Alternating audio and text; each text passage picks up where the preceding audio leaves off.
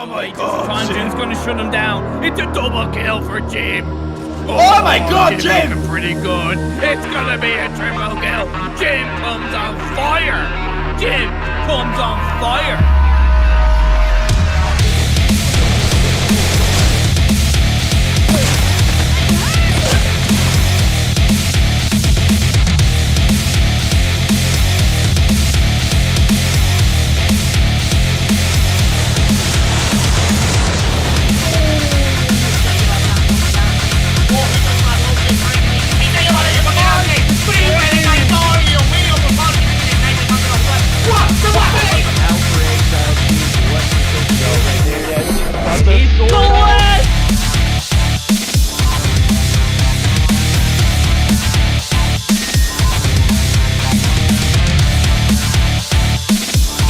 Angle, but couldn't land the shot.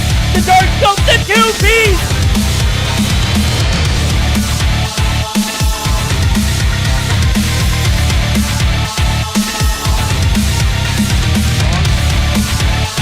Oh my God!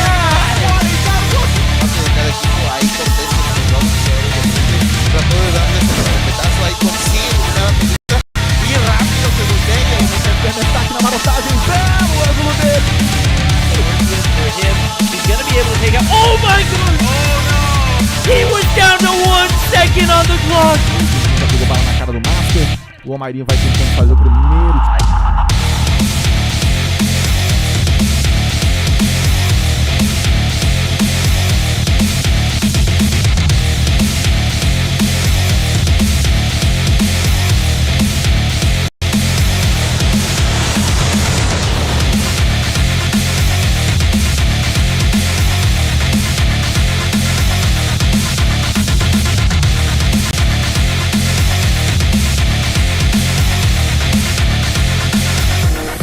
Da estátua vai tentar o tiro porrada e bomba! Vem! Clutch muito difícil de vencer, mas...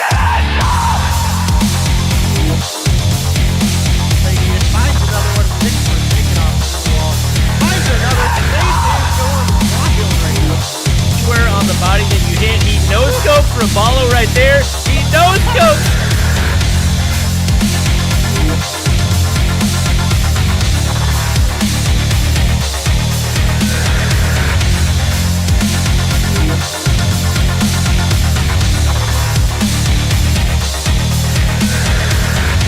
termina eliminando a Jack y Wax queda solamente nuevo por parte de repente consigue la primera baja de este Sam, se da cuenta que no se puede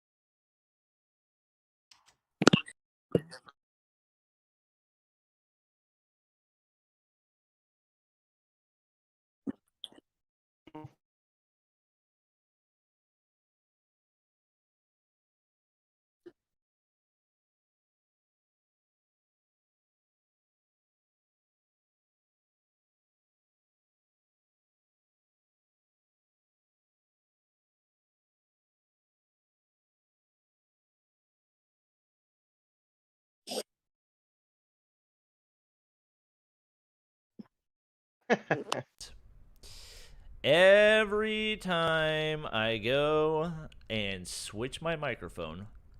All right. Hey now, we when have in doubt, audio. blame Zim. So, yes, definitely Zim's fault that we didn't have audio before.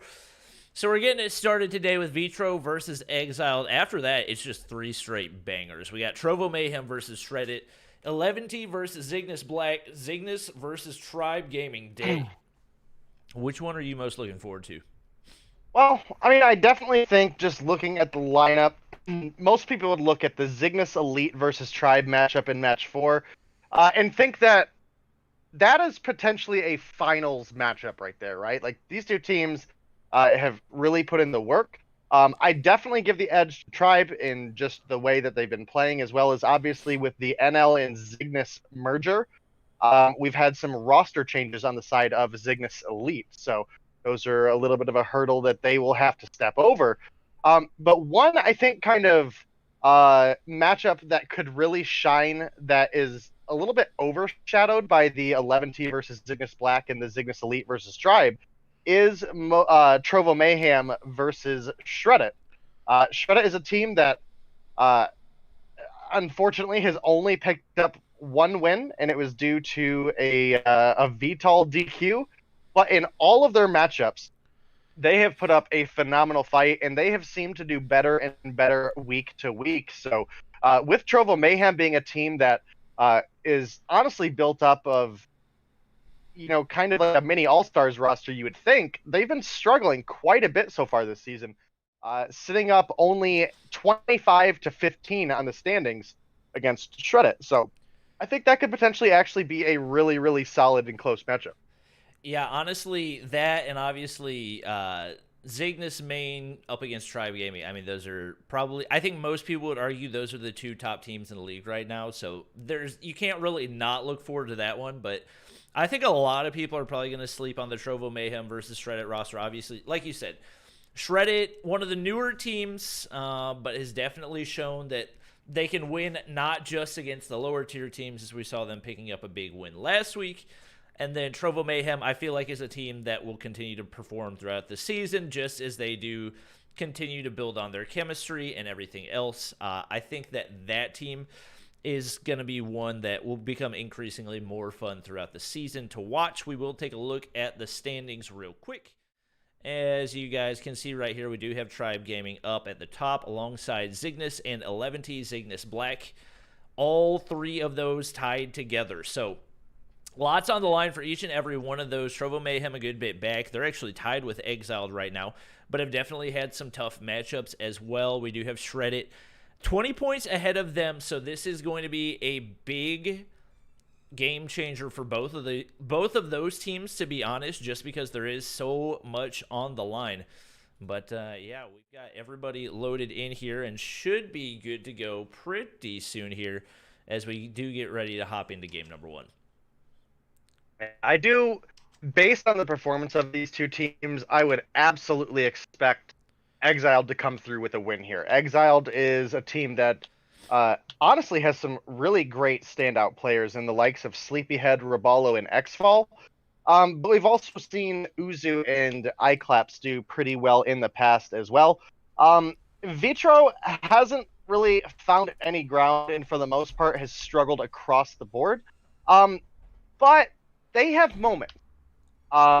Specifically in, looking all the way back at the Vitro versus Trovo Mayhem matchup, that match was way closer than I think anybody expected it to be. So, there's potential where Vitro could kind of rise up here a little bit and maybe push back a little bit against Exiled. Yeah, we'll go ahead and take a look at the... we're going to look at... we'll do like a 5-second look at the maps and bans real quick. We do have a ban on QQ9. DRH probably going to see a whole lot of PP19s in the game off the start. We do have Summit Hardpoint for game number 1. Standoff, Search and Destroy for game number 2. Hackney Yard Domination if we go to a game 3. But without too much more talking, it sounds like it is time to hop into game number 1, as we do have, I believe, I'm exiled against Vitro. There's a lot of new players on each of these teams, so it's taking me a second to remember who's on each team. But it is going to be Exiled making their way on in, getting the break onto P1 initially. You see a lot of frags going in for them off the start. Sleepyhead with 3, Uzu with 2. Xfall is able to find one as well. Tomb pushing back right now, trying to get a little bit of force in there for Vitro. Not quite able to make anything happen. Sleepyhead has definitely been the rock so far this season for Exiled. He has time and time again found the big frags, made the big plays. 5 kills on the board for him already. Definitely going to be one of the players to watch in this matchup. Yeah, absolutely. And chat, I do see you. I realize I messed up. It was F4 that got the win for the VTOL disqualification. I got you. I see it. Don't gotta spam me with it, but yeah, I mean, great start so far for Exiled. Sleepyhead, you know, kind of as we mentioned at the beginning, has really been a breakout player for this team. But Parallel and Tomb on the side of Vitro have also had really shining moments as well, so we'll have to see if they can rise to the occasion. Right now we do have Tomb with 4 and Sleepyhead with 8, so obviously a pretty sizable lead developing for the side of Exiled as a result. It is sitting up right now 47-11, crossing the 50 line mark here. Sped actually able to get the better of Uzu there before falling to Xfall. But a little bit of time on the board coming over to Vitro now. Yeah, we got to keep in mind Sleepyhead already has a cluster strike ready to go, and especially on a hard point like basketball court, there's a really big opportunity for him to use that. He's trying to find people on the hard point right now, but all in really solid corners, and it looks like it is going to be Vitro picking up the majority of the scrap time right there. Sleepyhead's going to spot Sped, but Sped's going to get the frag. Even though he hasn't had a great start so far, that was a crucial one, as that is really going to slow down the rotation on over to P3 for this Exiled team. Forces Sleepyhead to go ahead and spawn out, and it's going to leave the hardpoint relatively uncontested, with iClap's going to be the only one there. We see some Exiled players making their way in late, but Sped now has the cover of the Lambos right there. iClap's not really going to be able to land any shots, and it's going to likely be a battle of the explosions right here. Some of you may hear dogs in the background. I apologize. Hopefully they chill out pretty soon right here, but definitely a pretty even game so far, as Tomb starting to pop off with 10 kills on the board as well. And right now it looks like this is going to be a pretty hotly contested hardpoint for pretty much the rest of the game, or the rest of the rotation anyway. I actually think this is a good time for Vitro to go ahead and give up the fight there and start setting up for basketball court, which actually does look like they were starting to do. So I really like this rotation coming out of them. Sped, unfortunately, just cannot find the last bullet to connect onto Xfall, who will make it away with 1 HP there. Sped does get the respawn and ends up picking up the kill there. And we do have players rotating on over now. Vitro does have members on basketball court, specifically in Vade, holding down the head glitch, but the rest of the team needs to start making the rotation over. Claps picks up a double before getting dropped. The big cluster strike coming in for Sleepyhead finds the kill onto Vade and Tomb. That was excellent placement from him. It was able to get the kill on the head glitch, as well as cut off any rotation from the staircase. So phenomenal plays from Sleepyhead, who is up at 21 kills. One of the only 2 players in double digits. He's only compared to Tomb with 13. That's a pretty big gap. We're 9 kills ahead on Sleepyhead right now. Tomb with 13, and nobody else in double digits. Yeah, he's pretty much run the show right now. He's already got another cluster strike, which is mind-boggling, especially given how much value he managed to get out of the first one as his teammates were pushing in from poolside. Cluster strikes onto the top of stair side right there, and just completely forced out Vitro for a hot minute. That actually allowed Exiled to build their lead a ton. Tomb not able to win that gunfight right there. It's going to be Xfall coming out on top in the lead, which was at P2 pretty much tied up, now growing to 75. That is a really big one, and we already see the next cluster strike coming in for Sleepyhead as well. Probably not going to get quite as much value as we do see Vitro with control of the hard point, and I'm not sure he was able to get many, if any, kills out of that. Probably would have liked to see him hold that for a little bit longer, as It's a little bit difficult to predict spawns on the way into this one, but still up top, 24 kills on the board. He is, without a doubt, a big reason for why this team is where they are right now with the 50-point lead. We do see Vitro cutting into it a little bit, but they still got a long ways to go to even things out. Yeah, I mean, this is really a great match for both of these teams. We do have a lead developed for the side of Exiled currently. But again, Vitro really in one of those situations where even if they don't come up with the win here, they're doing a great job pushing an opponent who we kind of expected to come in and really just blow out the matchup. So really can't hold too much away from these guys here. Parallel and Tomb finding a couple kills there. Tomb actually finding a double kill before falling to Xfall, who finds a giant quad on our second push over to P1. He will survive with about 50 HP there and begin to recover. Has a Pred missile. Not going to live long enough to streak over to the cluster, but what a great fight put up there. Yep. And the lead now growing to 80 points for this Exile team as Sleepyhead continues to pop off. 30 kills on the board. 14 ahead of the next player, which is actually his teammate Raballo, and actually Xfall at 18 as well. So obviously the kills starting to stack in multiple directions. Nobody above 16 over on Vitro, and multiple players still yet to hit the 10 kill mark.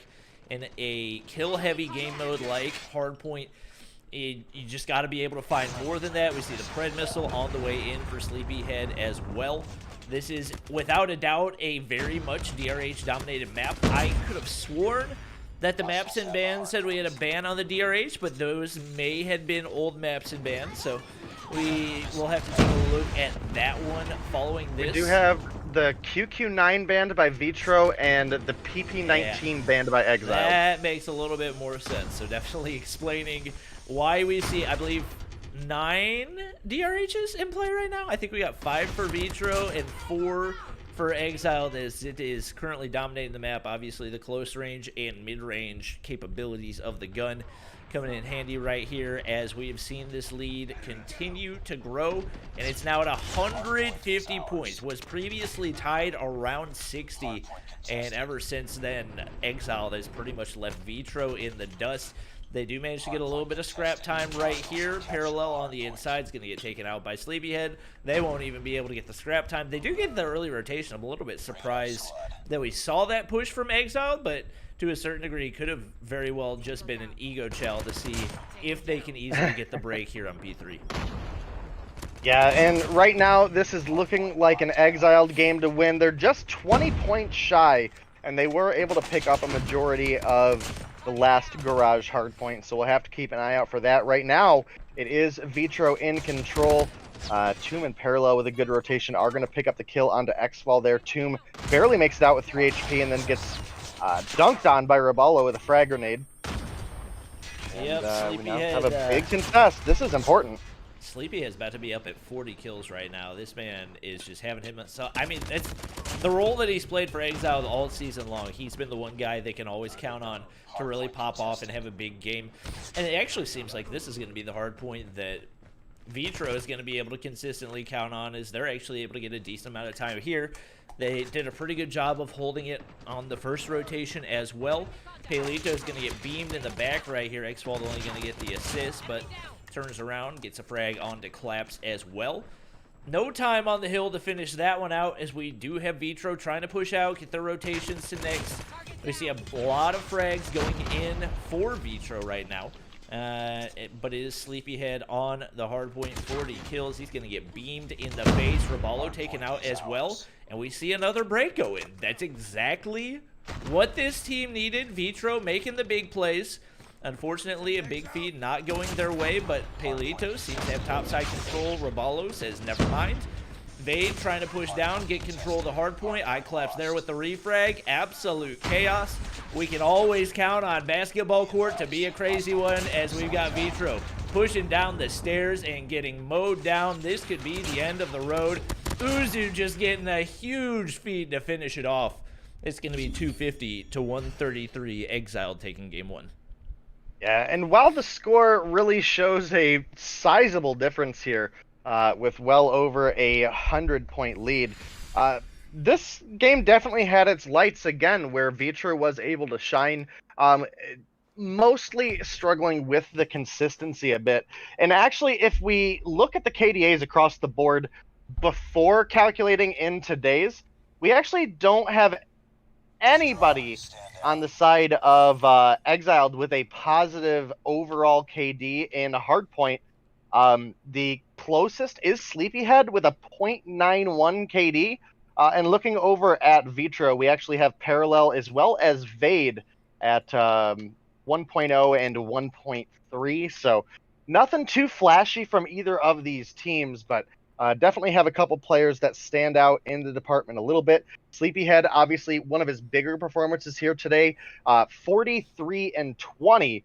The last time we saw him put up numbers like realistically even remotely close to this, I believe he was like 44 and 42. So you got to take it with a grain of salt. You may put up big numbers, but if you're also dying a lot too, it can kind of balance out the difference a little bit. Yeah, on Tuesday the 13th, 44 and 42 for Sleepyhead with 11 assists. So big numbers, but hasn't really been able to capitalize much in reducing how much he's dying in the game. But today, definitely going to add to his numbers quite a bit. Yep. Big shout out today for keeping track of all those stats and getting the calculations. So we do now have a full KDA stat sheet for all the players in Mobile Mayhem. We are getting ready to hop into Search and Destroy. So a couple of the standout players, especially over on Exiled. I don't think Rihan was playing in-game number 1, and he's actually been one of the bigger players in Search and Destroy for them. Even though Sleepyhead has had some big games, he's actually struggled a little bit in the Search and Destroy, but iClaps and Xfall definitely making up for it so far with their performances. So those are going to be the players to watch over on Exiled. As far as Vitro, Tomb. For Search and Destroy KDAs, they have Tomb, who's a .93. Everybody else is below a .63, as it looks like this is definitely going to be the big struggle point for this Vitro team, and especially given how dominant game number 1 is, you got to think it's probably going to take a miracle for them to pull out the win right here, but we know Search and Destroy, always the one game mode that you can count on the underdog to make something crazy happen. We'll see what they can pull out in this first matchup. Definitely going to be a little bit of an uphill battle for them. Kind of a little fun fact to note for Sleepyhead bouncing back to Exiled is that he actually has exactly a 9.1 KD in Hardpoint and in Search and Destroy.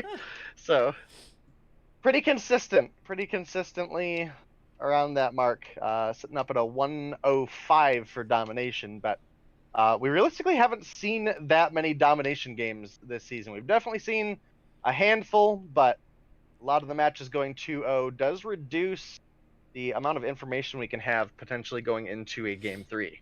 Yeah. It is going to be Search and Destroy on firing range. I'll check and see. I'm looking at the maps and bans right now. Oh, it says Bison. I was trying to read it when it was small text. I was expecting it to say PP19. So we do have the updated maps and bans, as Dave said previously. Ban on the QQ9, ban on the PP19. And we are getting ready to hop into Search and Destroy on firing range. As far as the map bans, Exiled banning Search and Destroy on Tunisia. Definitely an interesting one in Vitro banning Hardpoint on Summit, which is not too terribly surprising. But it looks like we've got all but one player ready up and good to go, so we should be good to hop into game number 2 pretty quickly, and hopefully we'll be able to keep tonight's matchups rolling, as we do have some absolute beauties to watch. Trovo Mayhem shred it, 11T Zygnus Black, Zygnus versus Tribe Gaming, but just like that, we're all ready to go for game number 2. Yeah, getting into this Search and Destroy should be a fun one. As we mentioned, Vitro has struggled a little bit more in Search and Destroy than they have in the respawns. We've actually seen them put up phenomenal fights in Hardpoint against several teams, but as you mentioned, Vade being down at a .45 KD for Search, Parallel .56, Fed .62, Scott .63. Not a great outlook for them here, but Definitely an opportunity for them to turn things around. That hard point was looking pretty solid for them in the first half. And then, again, as far as the rotations and the actual point lockdown, it very quickly got overwhelming as Sleepyhead, again, put up a 43-20 game. I'll actually try to plug those in as well before we get... Look at iClaps. Oh my gosh. There's a player on the opposite side of the wall. He was hard scoping at the exact location where he needed to be looking, but Pelitos was so still he couldn't get any type of a pickup on him right there. But iClap's gonna find that one though. He gets hit marker right there, but lands the shot onto Sped. A big first blood, very much needed right here, as only 30 seconds remain, and right now Exile needs to make this push on in. Xfall get an HBR kill onto Tomb. iClaps gets another one right there. Absolutely massive. Rabalo's got the bomb in hand. He's going to need to make the push, finally getting the bomb down onto A. They know both players on the backside coming from bathrooms right there. Rabalo going to go ahead and push on into trailer. And Pelitos, who we actually saw play the waiting game on the outside of wood there initially. Going to try to make the push in. Played shots on the Sleepyhead, not able to get the kill. That's a big miss for him. Parallel going to drop. He's now in a 1v3 with 25 seconds to get the defuse on the bomb. Going for the hop up right here. Rabalo was ready for it. It's going to be Exile taking round one. Yeah, and again, it's no surprise that Exiled move into Search and Destroy with a bit of an advantage. They are, in my opinion, the stronger team. They were able to pull together a great second half of Hardpoint. So far, their numbers are looking way better across the board for Search and Destroy as well. And with it being a very...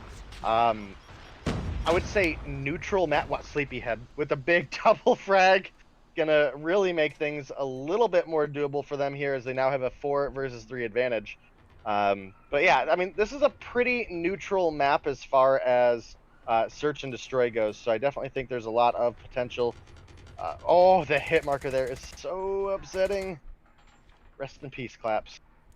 Yep, only 2 players going to be remaining right here for Vitro, as Xfall using the HBR. That's such an unusual thing. I think most people would consider this to be the worst assault rifle in Call of Duty Mobile right now, so that's the reason why we never really see it in use, but he's got 1 kill on the board. We get the bomb plant going down right here. I think tried to shoot his teammate's trophy system, or a glitch trophy system right there. Not sure which it is. Sped does have a sniper in hand, so could make some crazy plays right here as he gets the push on into the A site. He sees the trophy system, not going to take the shot. Gets a little bit closer. Uzu getting ready to peek the doorway. Doesn't want to slide on through just yet. Sped gives up the head glitch. Risky move for him, and he has lost all advantage that he would have had. Hits the trophy system instead of the player. He should have shot it sooner. He's running out of time. Uzu's going to get the frag. It's going to be a 2-0 lead for Exiled. Exiled starting to slowly walk away with this one a little bit.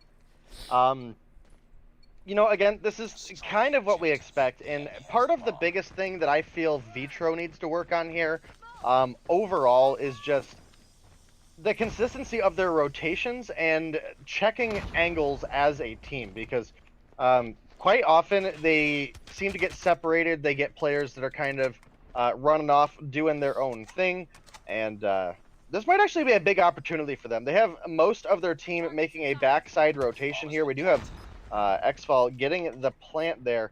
Vade does have a player right in front of him, doesn't see him. Uzu's going to pick up the kill there. Parallel and Tomb each finding a couple, but Uzu finds another. Parallel gets hit markered. We'll get the kill on Uzu, but it is currently a 2 versus 2. We have 1 sniper on each side, as Sleepyhead actually gets the kill onto Sped. That is going to eliminate the sniper for the side of Vitro. Parallel, I believe, saw Sleepyhead back there, but walks right into the sights of iClaps. And that's going to be a 3-0 lead now for the side of Exiled. Yeah, and this is honestly about how we figured it was going to look. Obviously, there's always a chance for the underdog, but the stats, the scoreboard, the first game, everything seemed to be stacked against Vitro right now, as they're struggling to put around on the board. Couple big frags right there. They needed it, but Sleepyhead comes through with the 2-piece. He's struggled so far in Search and Destroy this season, making some big plays for them right here. just like he did in the hard point. He's going to be all by himself in a 1v2 right here. Fakes the defuse initially, now going to go for it. We got Pelitos back in top of wood right here. The bomb goes down onto A. They're going to need to go for the retake. Sleepyhead looking to play trailer right here. Sped trying to peek on in. He actually gets eyes on him, but he's going to go ahead and exit through the back of trailer right here. He's not in a great spot as Sped probably has a good idea of where he is. We see the shots going in. Not going to be able to clutch the 1v2. Sped lands the snipe, and Vitro finally going to be able to win a round of search and destroy and potentially create a turning point for themselves and see if they can actually make this a fight. Yeah, I mean, stopping the momentum that Exiled were certainly starting to run away with is absolutely huge for them. Is it going to be enough for them to turn around this matchup? I don't know if I'd go that far, but it's definitely a big opportunity for them to maybe stretch out a little bit and really show that they're here to compete. Again, this is a team that has had surprisingly good fights up against teams that, you know, again, we thought would have just walked over them. One of the key ones being when they faced off against Trova Mayhem. I would have thought Trova Mayhem would have just had the clean fight, no big deal, but they put up a great fight in Hardpoint. I think they did in the first half again of this matchup up against Exiled too. And you know, now here they are showing signs of life in Search. It's certainly no easy road for them to make the comeback, but we do have the plant coming out from Exiled here. It is currently still a 4 versus 4. And once again, we have a little bit of a split rotation. Sped is going to get the kill onto Iclaps, which is pretty ideal to knock out the enemy's primary sniper. Uzu picks up a grenade before dropping to Tomb. And now Parallel with a great rotation. Can't find the kill onto Sleepyhead over the car. Do have a defuse attempt coming. No way! Door finds one, finds two! Oh no. Oh, what a juke by Sleepyhead. They thought he was going to go tire side, but he stayed in mid. They lined up for the kill right there. He gets the free two-piece to clutch up in the end. 10 kills for him. We talked at the start about how Search and Destroy hadn't been great for him so far, but an opening kill right there as well. This man's he's going full aggro. He doesn't even care. They're all camping in his spot. He said, okay, I'll take the gunfight anyway. We see Sped landing a couple quick scopes right here. Things looking like they're going to turn around in this round. But Iclap's going to take out Pelitos right there. Just like that, we got a sniper and an AR versus a sniper and an SMG. Iclap's looking for the rotation. He finds it onto Sped. Sniper drops. SMG remains as Parallel tries to make the rotation outside of trailer. He's going to find the flank right here, lays down the initial shots, but what a snipe. Iclaps turns on him right there, and it's one round away for Exiled. Yeah, Exiled looking like they're getting ready to close this out. We did have the sides flip last time around. Exiled clearly didn't care, came through out of the gate, as you mentioned, Sleepyhead, playing full aggro, able to pick up a couple extra kills. Sitting with 11 on the board right now. He does rotate really aggressively mid and gets dropped by Tomb. So that is a big start for Vitro, but you know, as I mentioned, that X-Fall finds a couple kills. And it's now a 2 versus 3 with advantage over to Exiled. Pelitos actually is going to find the kill onto Uzu, which will even things out. Really, really key pick for him there. We've seen Sped and Claps back and forth on the sniper games, so we'll have to see if anybody's able to get the pick there. Do have the bomb pick up by Pelitos. He will take a couple shots, but will survive pretty handily. Sped gets the wallbang onto Claps, and now, just like that, it's a 2 versus 1 advantage. X-Fall, I believe, saw the rotation and may be looking to pull together a kill here. Pelitos did not have the sights he was looking for. Sped now in a situation with X-Fall in front of him. X-Fall going to find the kill. Pelitos will get the free plant, but it's going to be a rough gunfight here. He does have the sniper, so he has a lot of upfront kill potential. However, if he misses, there is obviously a big advantage over to X-Fall at that point. Pelitos was able to pick up a DRH now, yeah. That with him picking up the DRH, I would say that gives him the advantage. He's going to go ahead and smoke A right here. Interesting decision. Seems like it's just kind of prolonging the Oh. inevitable, but he's going to be able to win the gunfight. Definitely a very much needed one right there. Vitro going to be able to stay alive just a little bit longer, and that is why people use the DRH instead of the HBR. Yeah, I would agree with you there. And Palito's doing a pretty good job right now. This is his first day playing on the side of Vitro. Almost was able to find the laser there, but can't quite get it through the small gap that he had through the 2 doorways. Almost finds Sleepyhead once again. Can't find that last bullet to connect. Both teams trading a couple kills here. Right now, it's Exiled up 4 versus 3. Make that 3 versus 2 as kills go back and forth once again. Pelitos might have a free couple kills here. He finds one, finds a big one onto Uzu for the double kill. Doesn't matter. Sleepyhead with the rotation. Gonna clutch up for the team and close us out 6-2. The 2-0 victory going over to the side of Exiled.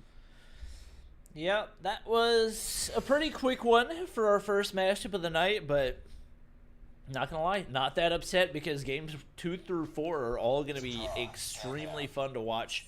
Obviously, GG's to both teams, but just not really enough over on the side of Vitro. Parallel 3-8, Vade 4-8.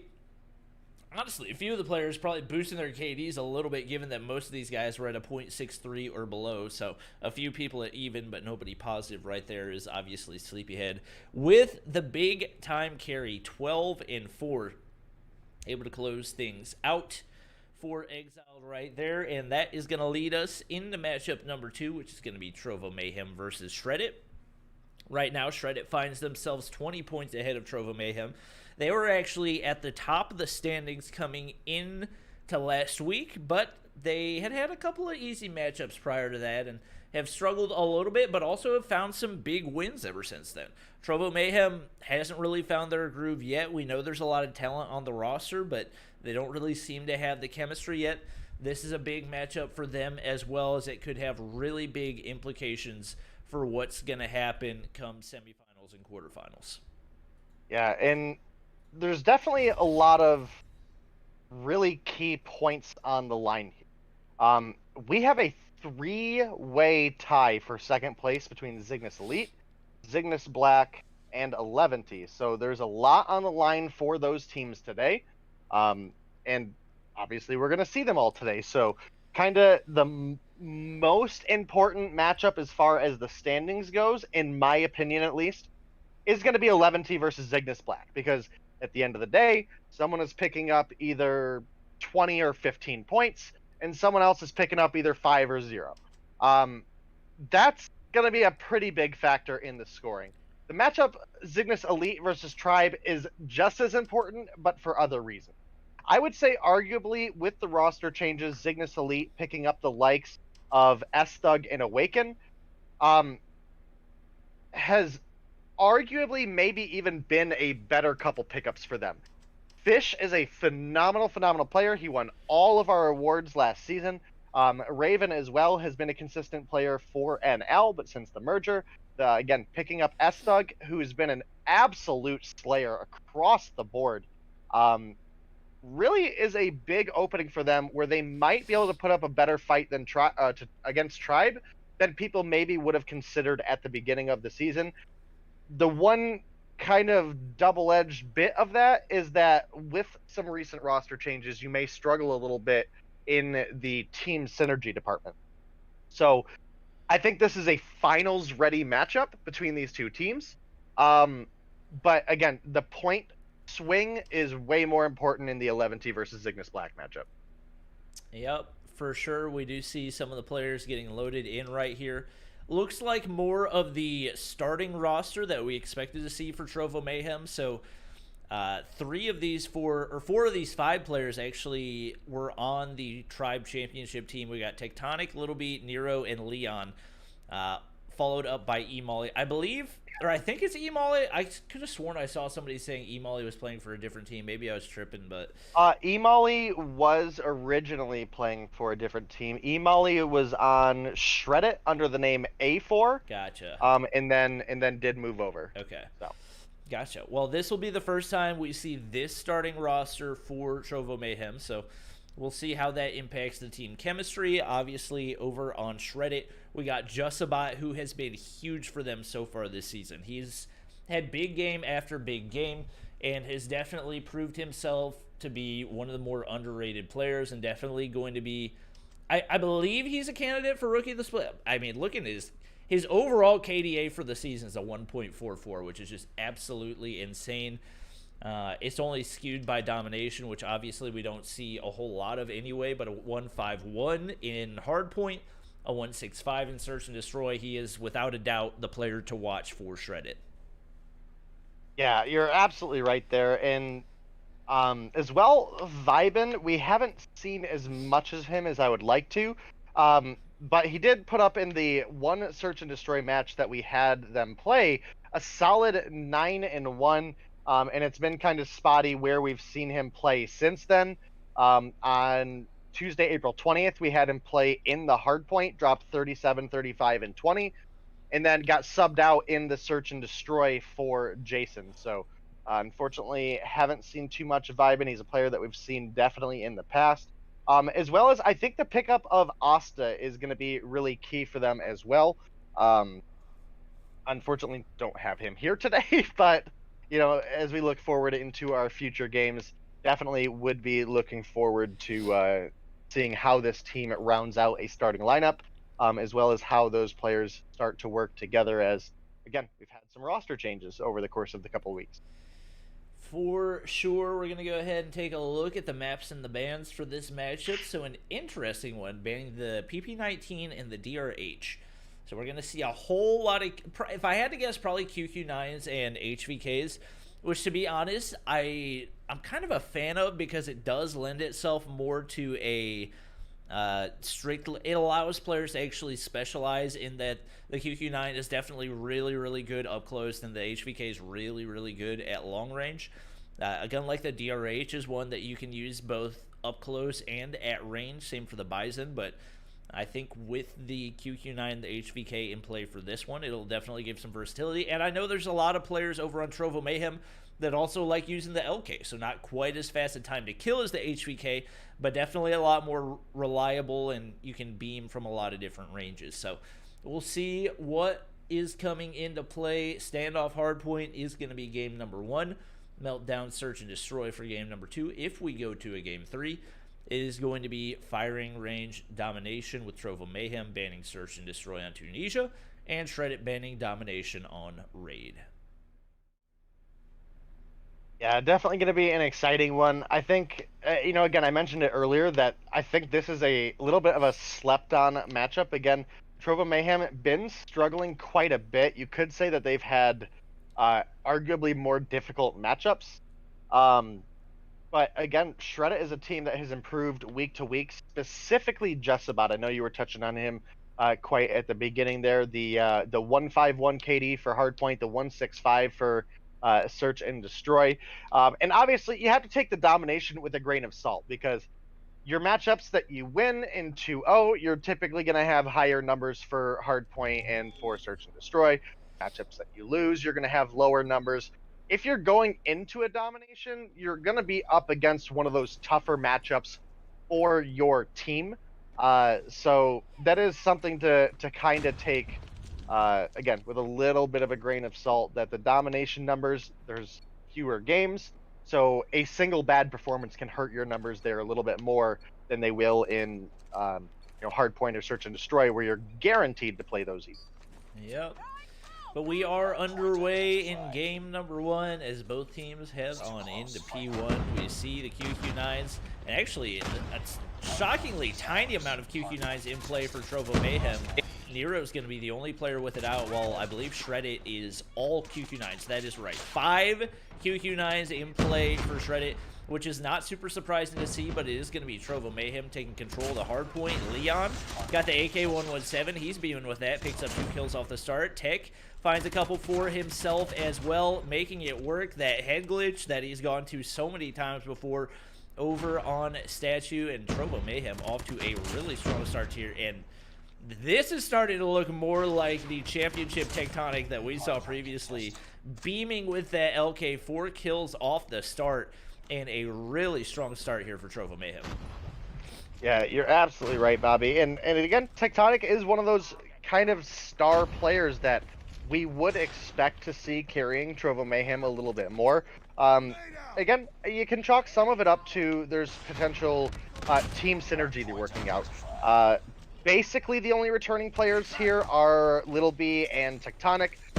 Leon here on Trovo Mayhem. This is his first game that we've seen him play. He's been on the roster. We just haven't seen him play so far this season. Nero is a player that struggled the first couple weeks and really started to take off a little bit after that. So a lot of potential for this roster. We do see Nero picking up the kill onto just about there with the Pred missile, probably the best individual target you could hope to hit with that Pred missile. So excellent work out of him so far. We do have just about rotating up top though, trying to put a stop to this massive lead that has developed for the Trovo Mayhem as they sit up 52-1. Just about chucks a nade down the stairs around the corner and picks up a kill. Makes the rotation down, is gonna get dropped there though, and Trovo Mayhem will extend their lead, now crossing over the 60-point mark. I mean, this just looks like a completely different Trovo Mayhem team from what we've seen all season long. They're firing on all cylinders. We did mention this is more of their starting roster from what we saw for champs for them, so we got Nero holding down that doorway, and I think the biggest surprise for me is that they're doing what they're doing without everybody on the roster using the QQ9. We do see Justabot switching over to his trusty QXR, which we've seen him dominate in a lot of situations, and even though statistically it might not have an advantage over the QQ9, definitely is what he's most comfortable with, so we'll see if he can make something happen right here. But wow, oh wow, Trovo Mayhem absolutely smoking right now. E-Molly gets the refrag right there, gets taken out, still contested. It's finally going to be time for Shredded to get some time on the hill. Leon lays down some shots, gets a frag there as well. Two players already in double digits for Trovo Mayhem. Highest frag so far for Shredded, Salai with 9 kills, who we've seen have some big performances. It's going to need to be massive for them to make a comeback on this type of a start. Yeah, I think this is probably a good time to jump into a listen-in, Bobby. So I believe let's jump into Mayhem. All right, we'll go ahead and hop into a listen-in with Trovo Mayhem. Three granny, dude. Watch your factory, dude. I could have got it all the fuck, dude. 3 farm side. Watch your farm center right now. No one boxes, dude. No one boxes. 3 in farm. I got one farm. There's two more. I got top blue. I got top. I saw no box this side. Gotta reload. Nah, one. The backside. Farm. One's in broken. Yeah, one broken. Yeah, one broken. He jumped. Burn side. Top. There's one more. Burn side. That's one tractor. One out tractor, yeah. Pushing up boxes. Red car. No one on the stairs. There's 3 on point. One going to broken. One to grandma's ready. One setting up for new. Setting up for new. Mystery. On the register, one shot, dude. Dead. Oh, grannies. They set up at noon, by the way. They set up at noon. They're playing you. They're letting. Yo, they go. Well, as we heard, pretty clean comms for Trovo Mayhem. Obviously, they did get some crap for how chaotic their comms were in champs, and there's a couple players difference right there, but for the most part, pretty much the same team. It's working right now for them, though. A 90-point lead maintained right here against Shredded. Tectonic's beaming 16 kills on the board. Everybody in double digits, one double-digit player for Shredded, and they continue to build on this lead as they look to make yet another break on the hard point. Yeah, we do have just about picking up a pretty solid triple kill there. Salai helping him out, but a grenade coming in by Nero is going to take him down. It's, again, as you mentioned, it is pretty heavily kill-favored lead by the side of Trovo Mayhem, but we have seen Shredded make some pretty solid plays. We have Salai up at 16, just about at 12, time at 13, so definitely a little bit behind, but showing signs of life. Definitely well within reason of being able to turn this around still. Again, you would expect Trovo Mayhem to be winning this matchup just with the talent that they have. But again, they've struggled a bit in the synergy department, at least in my opinion. Their rotations as a team early on were sloppy. It has improved as time has gone on, so that is definitely something to give them credit for, as well as, again, today here they're playing with Leon, who we haven't seen play for them all season, despite being on the roster. Sly picking up a big double kill there, and Time as well getting a kill. Time getting a double with Ufer as well. So this is a big opportunity. 30 seconds on the clock for Shreddit here. Just about looks away from gas station at just the wrong time, and Little B is going to come through and smoke it. And that is going to lead to a pretty sizable team wipe on the side of Shreddit, but thanks to some hardpoint changes, it doesn't seem to matter because they've spawned at the hardpoint. So, you know, whatever. Oh, team wipe, it's okay. Just spawn right here. No worries. Even with that happening, Trovo Mayhem still able to pick up the kills. Looks like the lead's going to build to about 100 as they get ready to move on over to P3. Looks like it's going to be pretty much a 1v1 right here to see who's going to take control of the hard point off the start. Little B not quite able to find the frag, at least initially. Tectonic is able to find one. We've got a contested hard point laying down some shots. He does see Salai just about on the back of the... Oof. What a headshot right there. Some hip fire, going to get him another kill. 20 kills on the board. As far as KDs go, he's actually been the most consistent player for Trouble Mayhem so far this season. He's got a Pred missile and only 25 points away from a cluster strike. He's actually going to get it just for being on the hard point. A double kill with that Pred missile, now up to 24. A huge streak since we started spectating him. Time's going to get the kill, but he gets refragged by E-Molly. Tectonic taken out on the outside. But the hard point control for Nero with that QQ9 in his hands, just too clean. 110 points is the lead right now, as we do finally have Shreddit breaking in. But right now it looks like it's pretty much a 3v5. Consistency across the board for Trovo Mayhem. Right now, Shreddit completely dependent on the frags from Time, Justabat, and Salai. Justabat has definitely started to heat up, but they've still got a long way to go and not a whole lot of time to do it. They've got control of P4. Let's see how long they're going to be able to hold it, especially with Tectonic and Little B playing the way they are right now. Yeah, you're absolutely right. And we do have Vibin in for the side of Shreddit, who, again, we haven't really seen consistently on the roster, but has been one of their top players across the board. Again, the one Search and Destroy performance that we've seen from him was a 9-1, so maybe that'll lend a little aid to them as we move into the second match. But you know, this one, again, not quite over. There's plenty of time on the clock, and what was a 100-point lead not too long ago has turned around a little bit. Again, Vibin definitely struggling down at 11, Ufer with 14. Really all the weight on the shoulders of Salai, Justabat, and Time currently. Once again, do make a break onto Bakery, gonna pick up a little bit of that extra time, but as we do rotate back to mid, I do think they'll struggle a little bit, as we did have Trovo Mayhem making that rotation over early, starting to set up a defense, picking up a couple kills there. Time gonna find a double onto Molly and Leon. And not enough to make a break. If I had to guess, we'll probably see that cluster strike come in pretty soon for Little B, as we do see some players on the outside for Shreddit right here. They're looking to make the push in. Not really a whole lot of time needed for Trovo Mayhem, and that's the main reason I'm expecting it. We see the break go in, and definitely the perfect time for him to call it, is this is going to be one of the most exposed hard points. He's actually still going to hold it. I'm not sure if he's got a specific game plan right now. Tectonic just single-handedly getting the break on the hard point. Anyway, looks like they don't even need a cluster strike, as they do once again retake control. Shreddit with the counter push. It's exactly what they needed. Not a whole lot of time for them to work with right here, and Little B may be saving this for the rotation back to P2, but it looks like Trovo Mayhem might actually be able to close it out right here. Not really anybody close enough to contest, and they're going to get the win 250 to 167. Yeah, I mean, Trovo Mayhem, almost a 100-point win, but again, Shreddit had points where they showed the signs of life. It really rallied around Salai, Justabat, and Time. Unfortunately, Ufer and Vibin clearly not having their ideal performance here.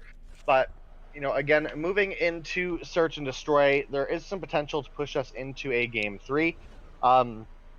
The top fragger for Search and Destroy as far as Trovo Mayhem goes has been Littleby, who has a 1.63 KD, and then Nero with a 1.38.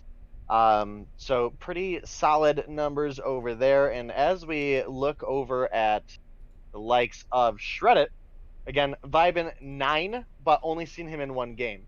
Justabot 1.65, Time 1.16, Ufer 1.07, Asta 1.0. So fairly close across the board. Again, we do have one outlier in Vibin, but we only have one game to go off. So kind of hard to say how this one is going to go. Yep. I mean, Time, the only player going positive right there. And Vibin and Ufer really struggled right there. Both of them basically went double negative, and that's just never going to make the cut. Obviously, Search and Destroy, always going to be a very different situation. 1 second, guys. I'll go ahead and get Day's face back. We got it back. But that was definitely a very different Trovo Mayhem than what we've seen throughout the majority of the season, as it looks like they have really been putting in the work, and that's what we expect from a lot of these teams. Obviously, the further we get and the closer we get to that $2 million being on the line, the more they're going to be able to refine those skills. We are getting ready to hop into Search and Destroy on Meltdown. Got everybody readied up except for a couple Shreddit players, so they may be making some adjustments right here. And we should be good to hop into game number 2. Expecting to see Littleby sniping. That's definitely been the norm for Trovo Mayhem, as he had taken a little bit of a break from it, but he's definitely bounced back this season. And Sniper, I think Vibin is typically the sniper for Shreddit. I can't remember. Don't remember off the top of my head. No, it's currently. Time. I'm pretty sure it's Time. But I do want to call Chad out a little bit here. You can't flame Nero and say that he's bottom fragging when he's 27 and 19 with 3 minutes and 15 seconds on the hard point. Yeah. Okay, you guys need to chill. Okay, Nero played amazing that game. So, you know, it's not typically the person you have sitting on the hard point that's top fragging. You know what I mean? So on over to the B side, it looks like I'm not sure what Justabot's doing. He's spinning in circles right now. I need to stop spectating before I get dizzy. Nade's going over top onto generators. Initially, Nero gonna get spotted, and that is a mean head glitch for Ufer as he gets the opening frag. His entire team pretty much content to sit back and play, see if they can find a couple frags here and there. We've still got the sniper alive in Littleby. Molly's leg gonna get spotted right there, but not gonna get taken out. Ufer's gonna pull out the nade, cooks it, throws it, perfect timing, but not able to get the frag. Somehow didn't even get a hit marker. That was a little bit surprising, as we do see the full team now pushing up onto the B site for Shreddit right here. Littleby pulls out the sniper, gets one frag right there, just like that. It's a 3v4, players dropping for Shreddit left and right. Littleby trying to land the tough shot over the head glitch. Justabot pushes in, takes out Littleby. Time has the bomb and a sniper in hand, could potentially pull off the 1v2. But against Tectonic and Emolly, with the way they've been playing today, it's not going to be easy. We see Emolly pulling out the nade, cooks it for a little bit. Tectonic has picked up Littleby's sniper. He said, that's my kill. And just like that, it's 1-0 Trovo Mayhem. Yeah, 1-0 Trovo Mayhem. Tectonic picking up 3 kills there.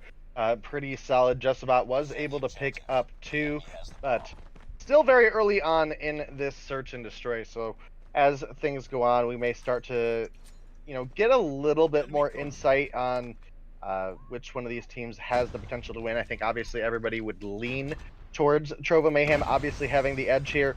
But again, Shreddit have put up great fights against a lot of good teams.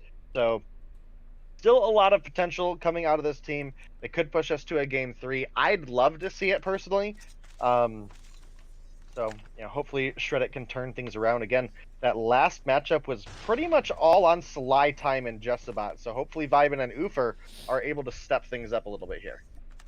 And we do see Shreddit content to sit back, play it a little passive. They do manage to make some work or make some advances up toward the A side as they do get the plant down with about 30 seconds remaining. Justabot actually getting really aggressive right here, trying to apply pressure to Littleby. He's got the perfect spot right here. This could be a huge three-piece. He gets one, not able to make more out of it, though. The pressure is on for Trovo Mayhem. Tectonic was able to get that refrag, definitely a much-needed one, and they're now gathering at the entry to the main doorway.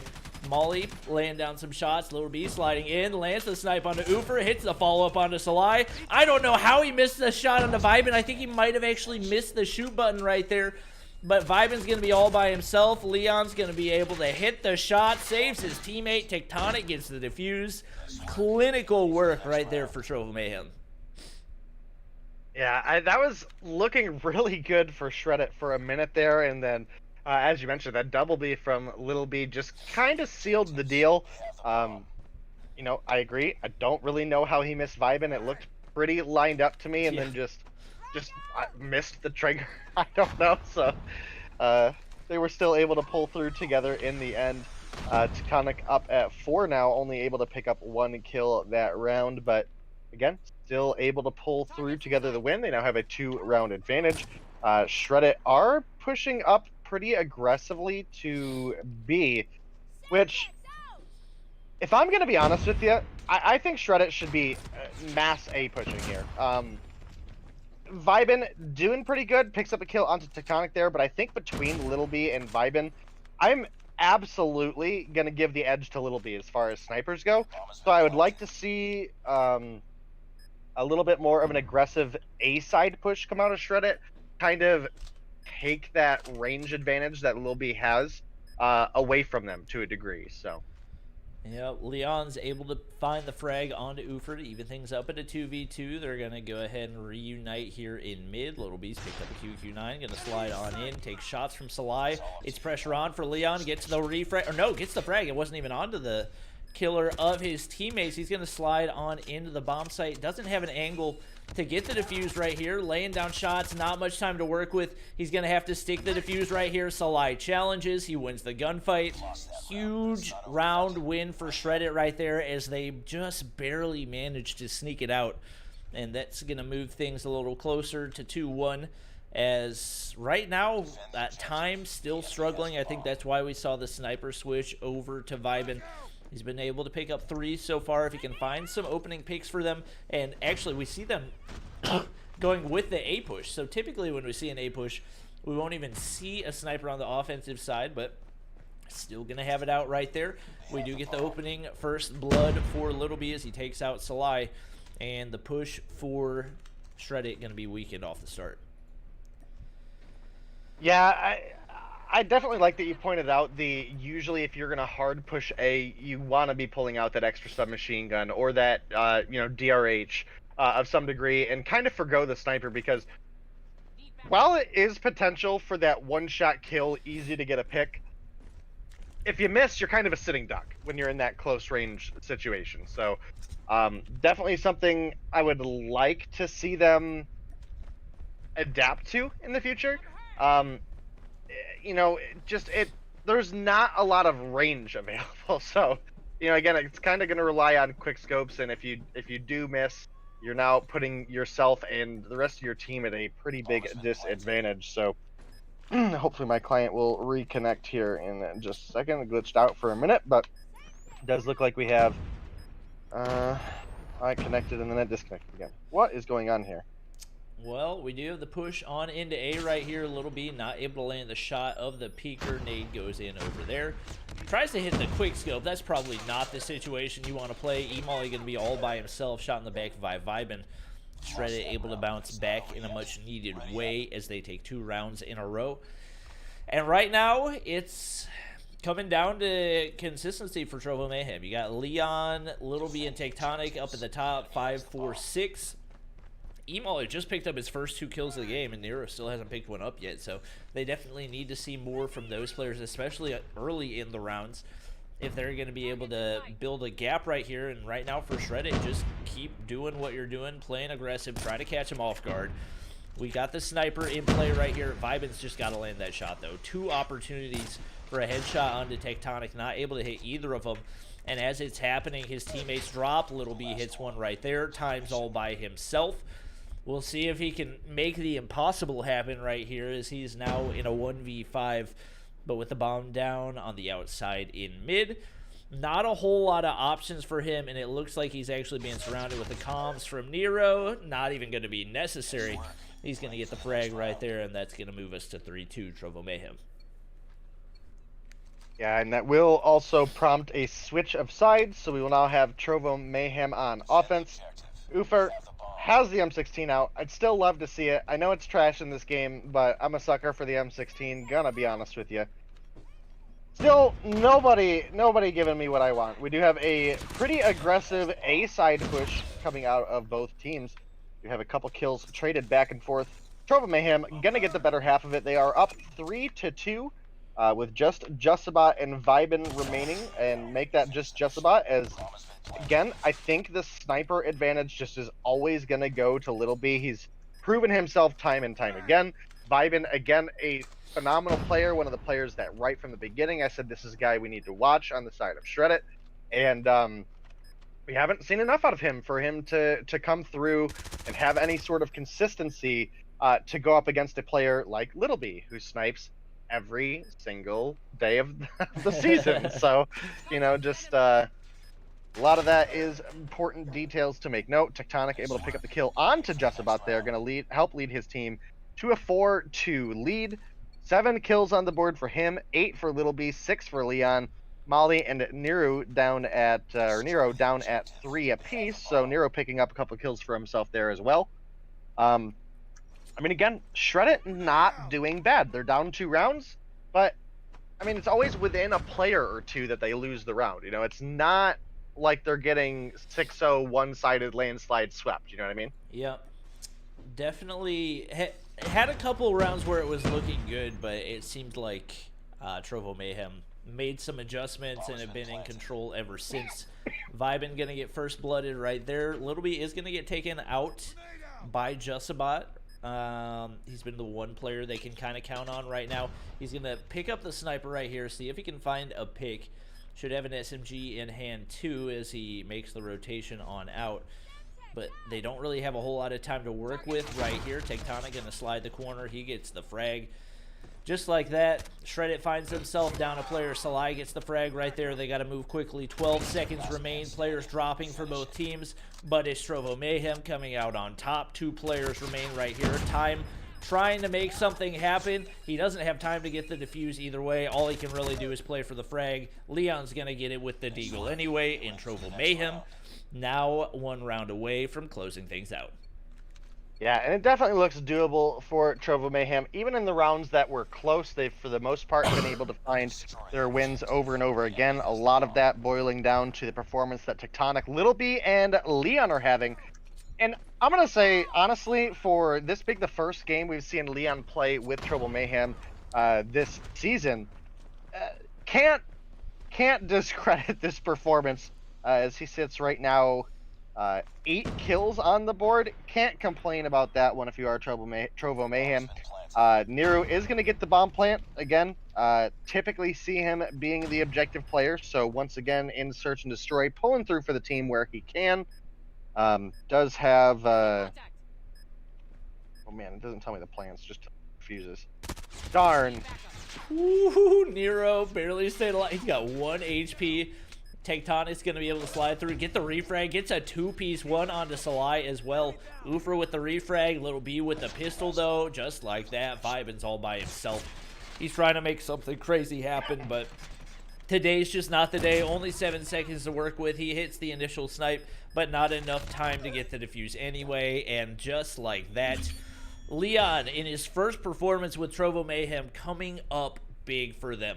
It looks like he could be the game changer as they win dominantly in games 1 and 2 to take the 2-0 win, which they needed badly. And that is going to, I believe, actually tie them up with Shred on the leaderboard. I can actually check right now. Plus 20. Yep, that will indeed tie them up. So they're currently tied. Did Exiled won 2-0, right? Yes. Yeah, so actually puts Trovo Mayhem, Exiled, and Shreddit 3-way tied for 6th place. Wow. With 45 points each. And with all of those teams having played at this point, that is locked in for the night. Nothing can happen in the top 5 that would change that, and nothing can happen in the bottom 2 that would change that either. So they will sit kind of right where they're at. Nobody really moves any places. But still, the battle is close all across the board. Tribe Gaming yet to play. They are up at 75. So likely going to see them, if they continue to be the dominant team that they have been. Again, they are going up against Zygnus Elite, which is a incredibly strong team. But if they are able to pick up that win, they could potentially push themselves up into 90 or 95 points, which would spread the gap a little bit more. But as of sitting right now, 75 at the top, 45 pretty solidly contested at the middle, and then F4 and Vitro, unfortunately, struggling down at the bottom with 15 and 0, respectively.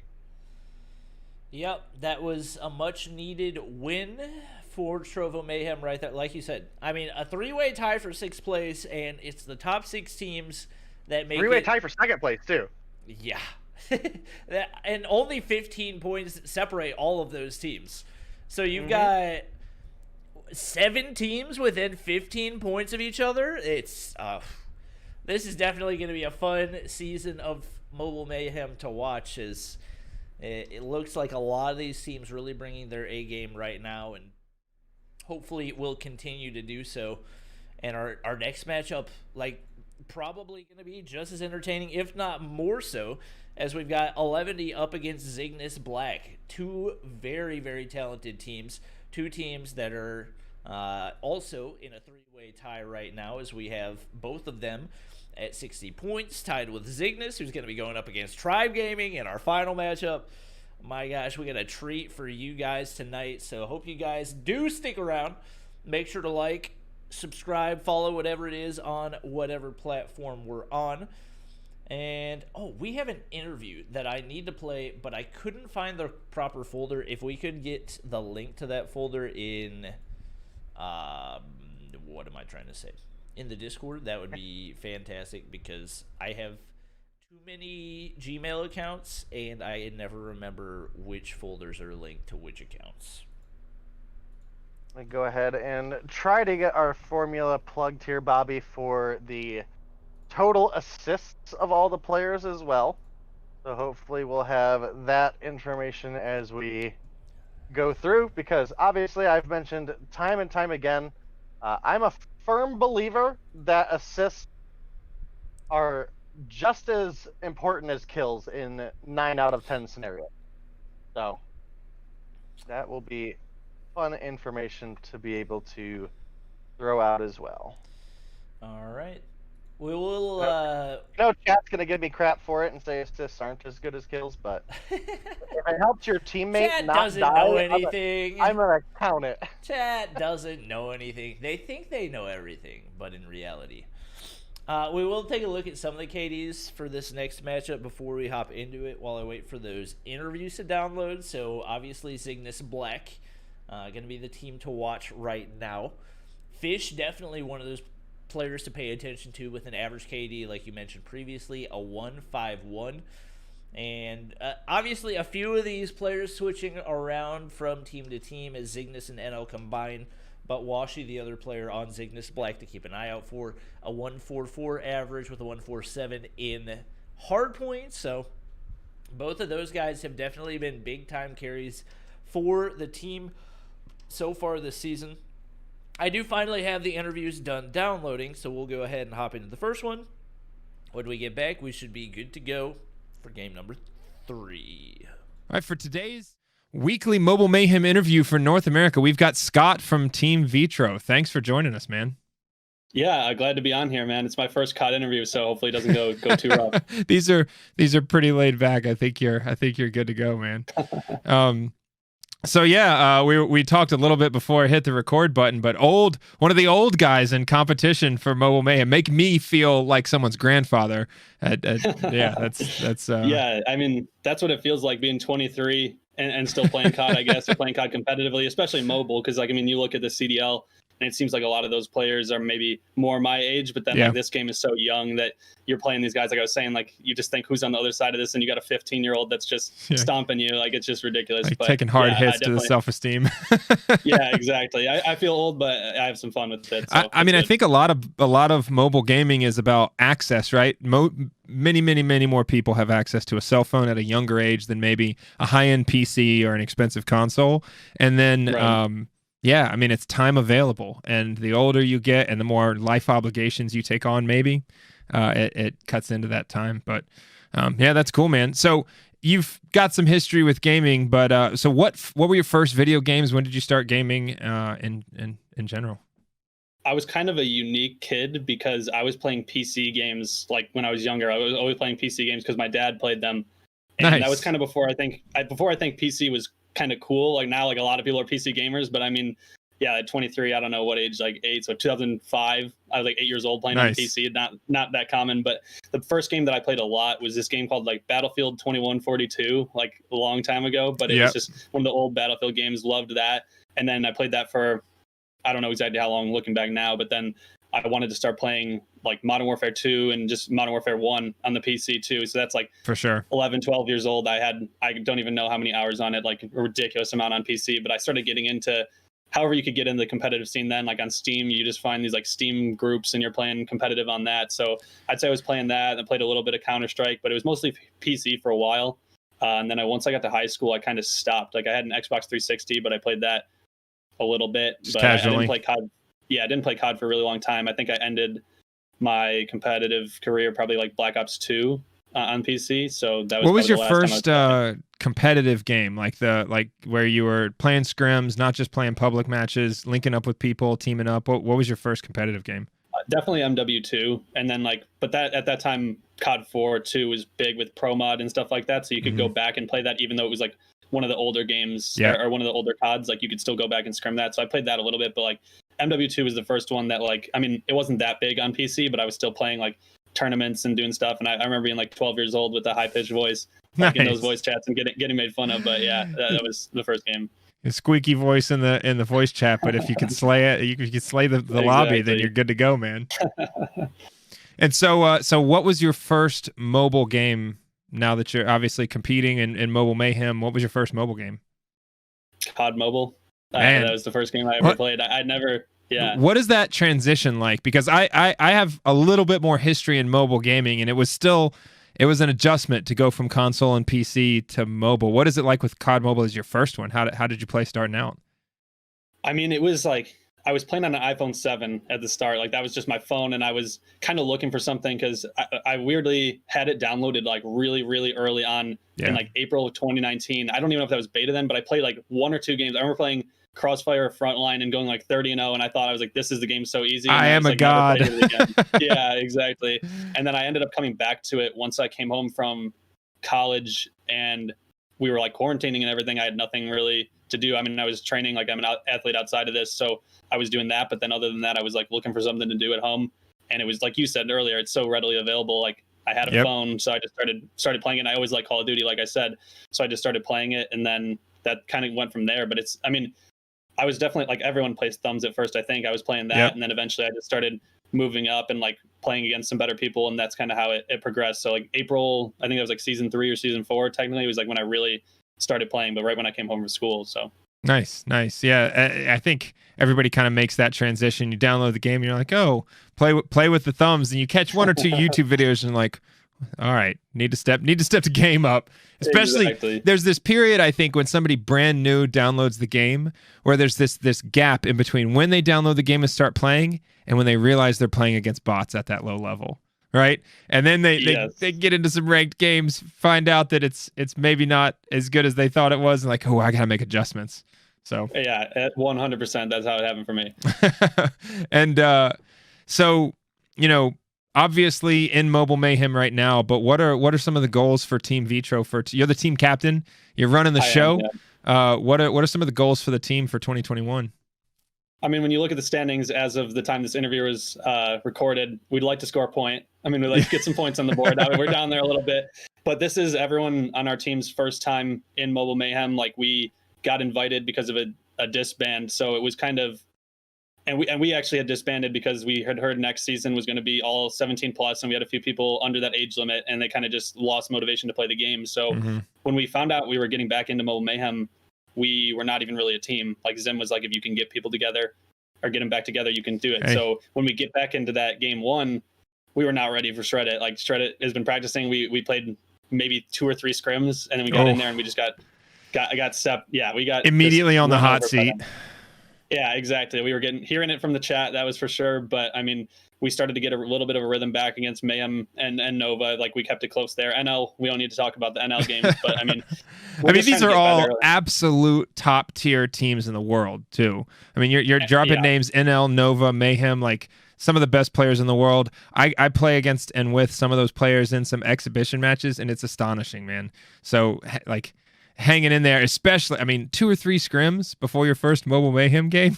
That's wild. We'd been off for like a week because I was traveling and everybody else was kind of not playing the game. Like we were maybe playing some ranked games or scrimming with other teams, but as in terms of like teamwork together, we weren't really ready for that. And that's something that when you don't have, I mean, we have talent, like we have a talented team, but obviously, like you said, these are some of the best people in the world. When you don't have that practice and you're maybe not at that upper echelon of talent, like, what do you go back on? You can't even fall back on your practice. Like there's nothing there. And you could tell we were unprepared. And like I said, like, I think that's something the chat of the stream doesn't really understand is like, these are the best people. And like earlier there was a team playing and they're like trash talking the crap. And like, what are they doing out there? They're bots. And it's like, they're also facing, like you said, top 1% of players in the world. Like these are really, really good people. And if you can even hold your own a little bit, like you're still a good player. All right, our interview with Scott for part 1 anyway. We do have everybody loaded in for Zygnus Black versus 11D, so we should be good to go pretty soon here. While we wait for all those screenshots to get in, we'll take a look at the maps and the bans. Not too surprising to see the QQ9 and the Bison banned in our matchup right here with 11D banning Domination on Hackney Yard. Zygnus Black banning Hardpoint on Summit. Is going to be Hackney Yard Hardpoint for game number 1. Standoff S&D game number 2. Raid Domination game number 3. But the game is already underway. We'll hop into the action right now. Not quite. Not all quite, right, Bobby. we're going to hop in the action when everybody gets loaded back into the game. Sometimes it happens. Just running through some numbers, Bobby, as I did update the assist. Actually, a bit of surprising information here. So, the top assister in the season so far is Xfall with 111 assists. 111. Next closest is Tectonic with 99. Well, I was going to say maybe that means he's just not good at hitting his shots, but if Tectonic's next, then I guess that argue it. But also, Tectonic hasn't had a great start to the season, so I'm interested to see how those numbers shape out through the end of the season, especially where, in regards to the MVP rankings, where we see those assist getters falling in. Yeah, we'll definitely get there as we go on. Obviously, we had to have a little bit of a restart here, so hopefully we'll get you guys into this game here soon. Definitely one of the more exciting matchups we were looking forward tonight. Again, these two teams are currently tied in a 3-way tie for second place, along with Zygnus Elite, formerly NL.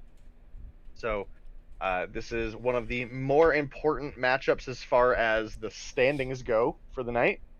One of these teams is going to leave with either, 75 or 80 points, and the other will leave with 65 or just the 60 that they had going in. So, all right, we'll see as we get going. We have attempt number 2 at hopping into our first game of the matchup. It looks like we've got everybody in, good to go. We got bans of the QQ9, the PP 19, and it looks like probably a whole lot of ARs about to be in play. We could see some Phoenix as well. We don't see S-Thug. Wait, is S-Thug on the main roster? S-Thug, I would think, should be on the main roster. Well, most of it's dependent on age. That's the main reason I asked. But yeah. Yeah. We won't see him. He's on Zygnus Elite, confirmed. Yep. And as expected, lots of ARs in play. We see Diego pulling out the QXR right there. Not going to be able to land the initial shots. It is going to be a split hard point off the start, as we do see T-Bag taking some shots from Diego, and it is going to be T-Bag winning the gunfight right there. Bear, what a start right here. He's got the LK out. 5 kills going in for him. Beam Zai, but gets traded out right there. 3 kills on the board for him, but Zygnus with a really strong start right here. Yeah, and this roster has looked really good, not only before, but also after the merger with NL.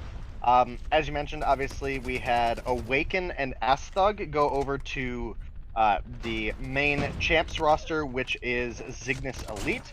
But I don't think you can really cry too much about the pickup of Fish. Again, a player that walked away with MVP of the split, marksman of the split, as well as a rookie of the split in our last season. So definitely a pretty solid pickup for them. We do have T-Bag making a pretty solid play there, picking up a couple kills. And so far, very even game, 33-30. And that is going to start changing as we do have 11T picking up some time on the point. Zygnus starting to make a rotation over. Looks like a couple kills going to come through for 11T here. Zai sees Bear as well as looking for that kill. He's getting rotated on pretty hard right now. T-Bag is going to get that kill. And this is set up to be such a good match so far, Bobby. Yeah, we do have Just with the UAV on right here, so that's definitely one of the riskier things that you can do. Is that is a one-tap and it's immediately called in. You got to be very, very aware of that one, as we do have 11D taking the lead right here. It looked like potentially Zygnus was going to be able to get a little bit of scrap time, but a player taken out. Look at the last few seconds and go ahead and make the rotation on over to P3 right here. Just taking control of top factory right here. Not going to spot anybody as they do look to get some frags. T-Bag gets the first one, potatoes a little bit, ends up getting the second one as well. It is 11D on the hill once again, as Zai now with 11 kills on the board. Not usually one of the players we see really pop off for them in respawns, but having himself a game right now is he gets another one right there. 12 on the board. And T-Bag really the only player keeping pace with him so far. Yeah, it's still a very close match. I mean, 79-52 is no commanding lead by any means. As you mentioned, Zai sitting up at 13 kills.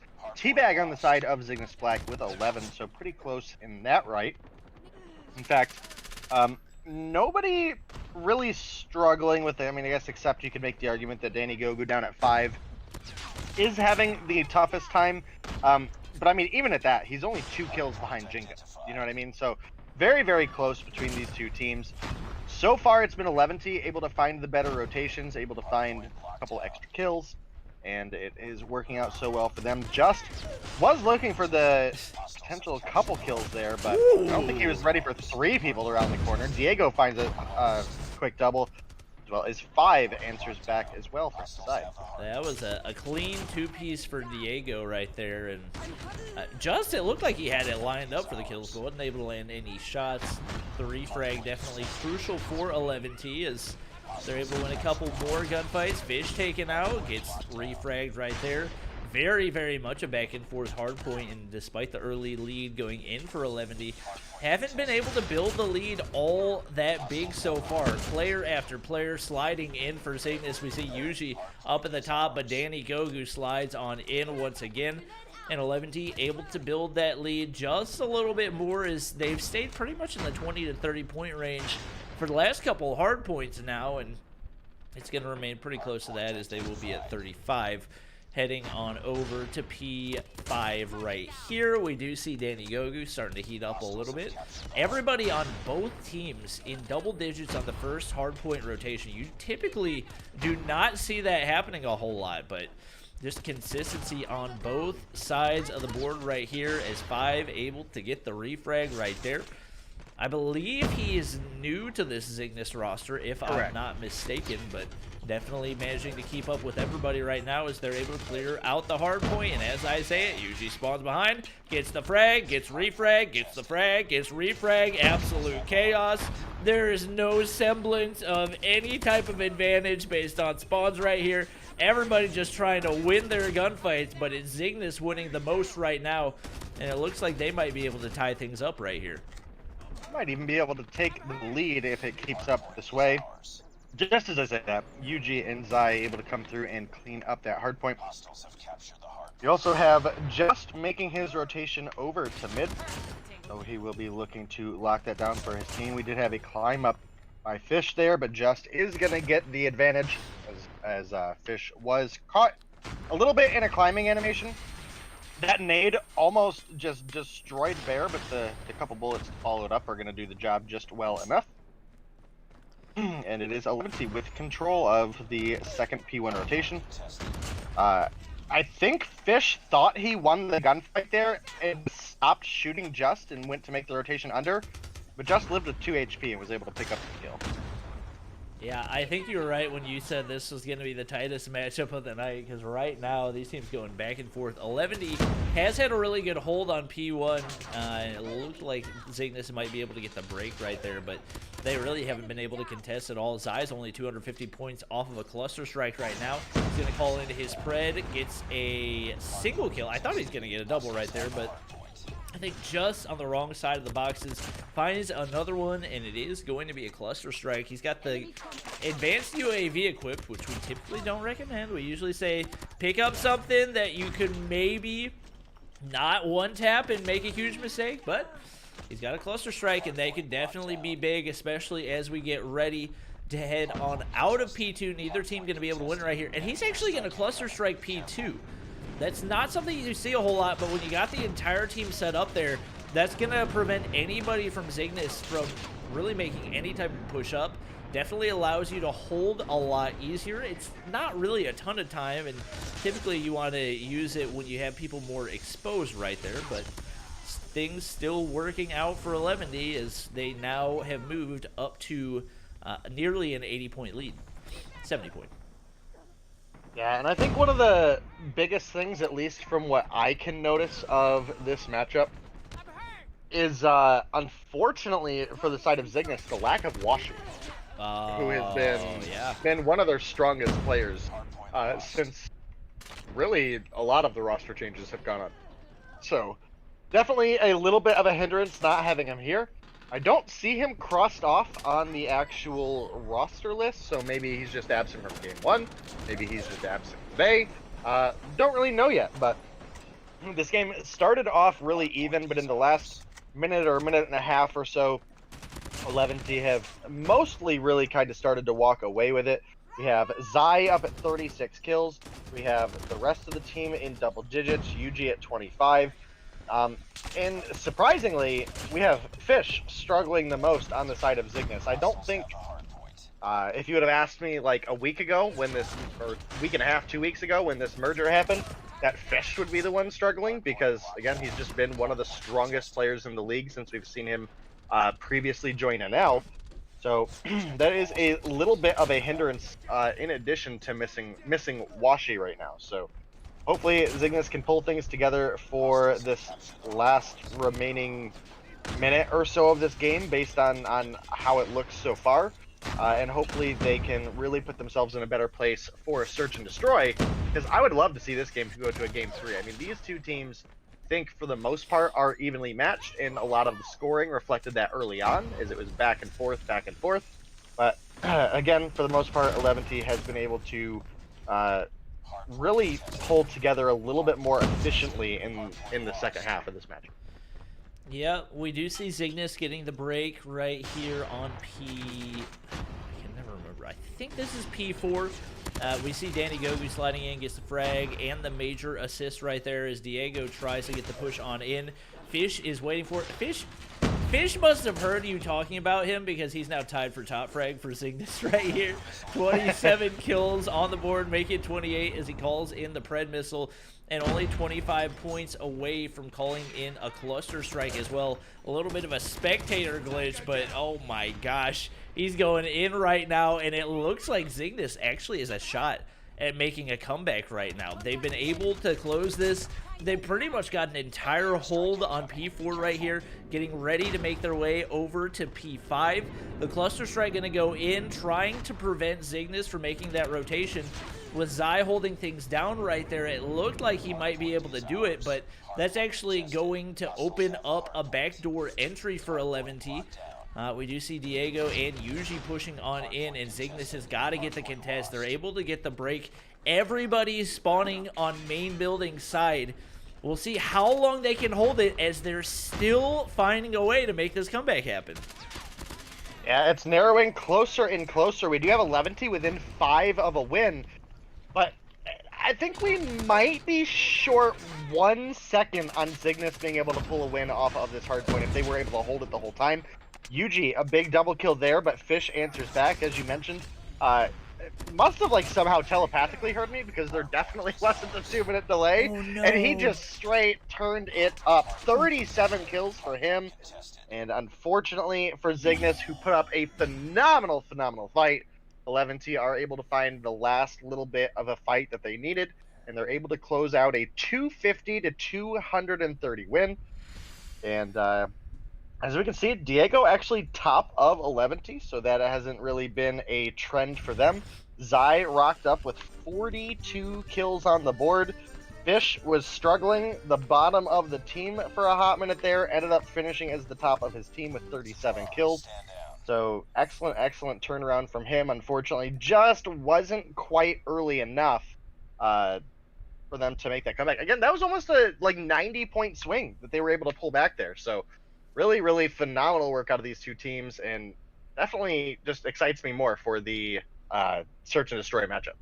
Yeah, that was really crazy. And the only reason that Zygnus didn't get the contest there is because Teabag was on like the edge of the hard point / the stairs, tried to dodge bullets, went into the stairs and off the hard point, and because of that, Zygnus not quite able to save it, as they had just an absolutely ridiculous push there at the end. But these two teams are crazy evenly matched. This is definitely going to be a super fun search and destroy. Like you said, we do have the absence of Washi, and honestly, Zygnus might feel that even more now, especially given that a lot of people would probably consider him to be one of the top snipers, if not the type sniper in the league right now.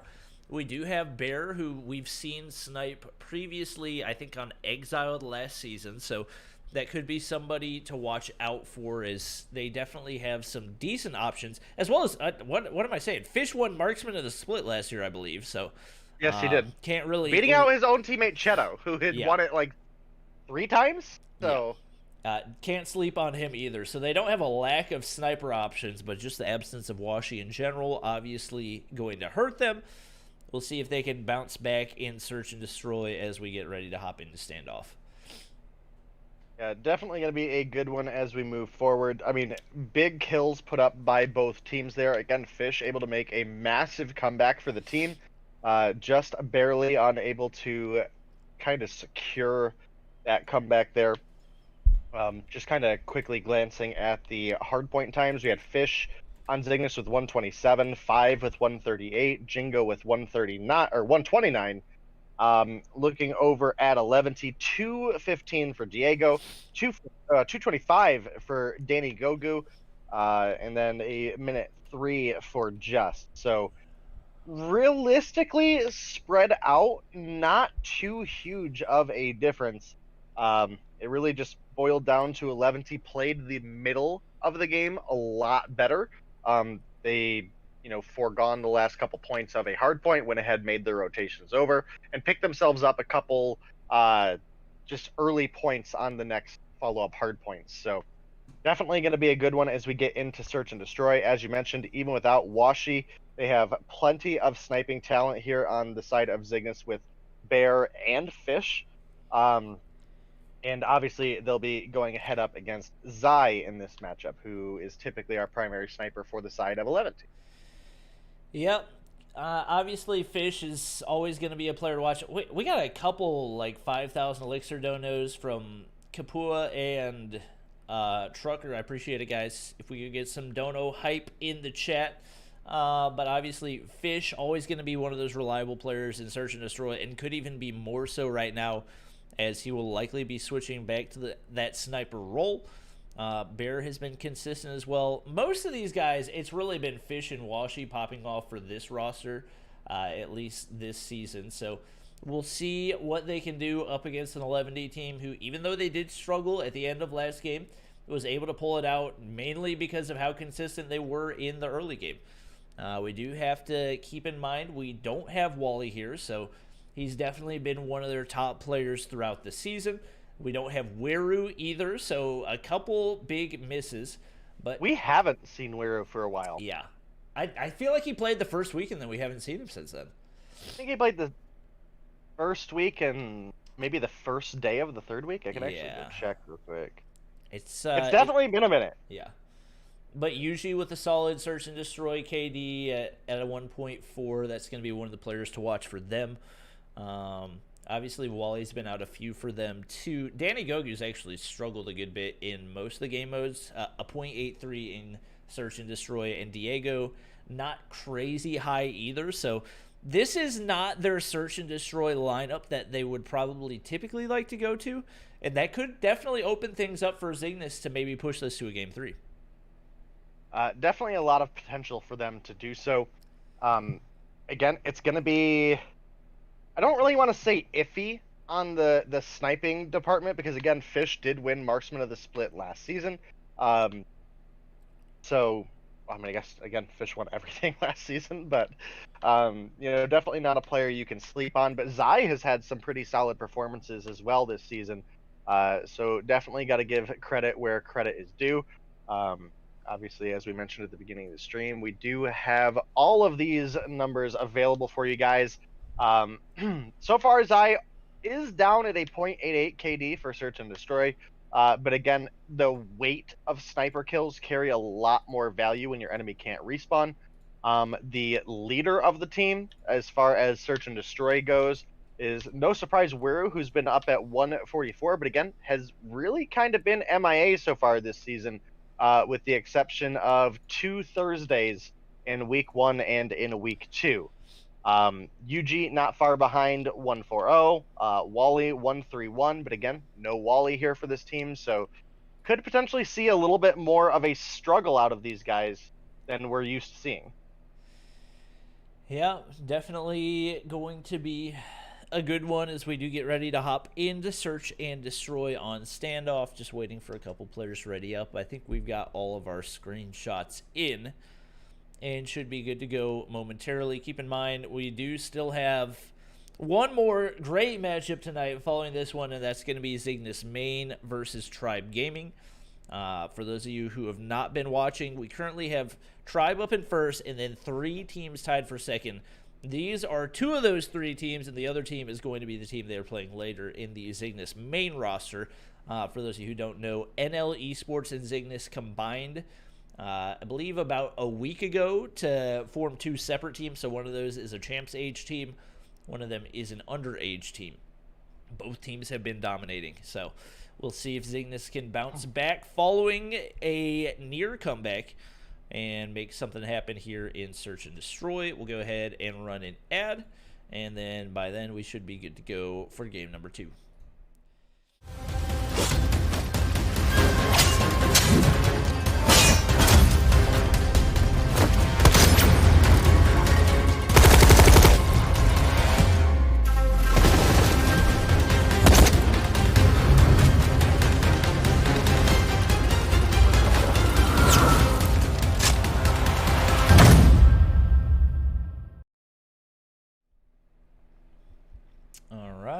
Still waiting for a couple more players.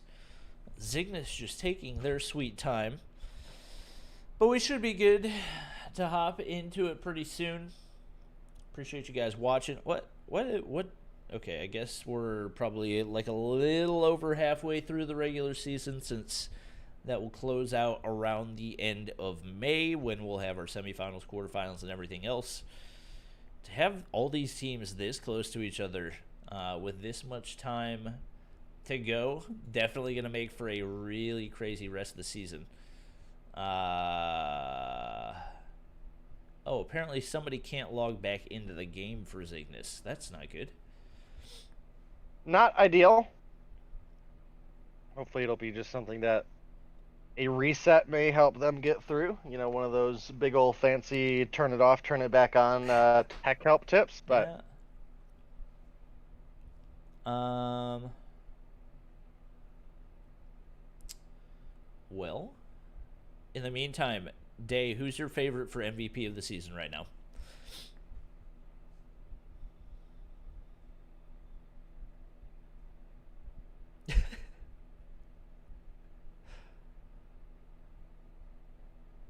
Oh, I think you muted yourself, homie.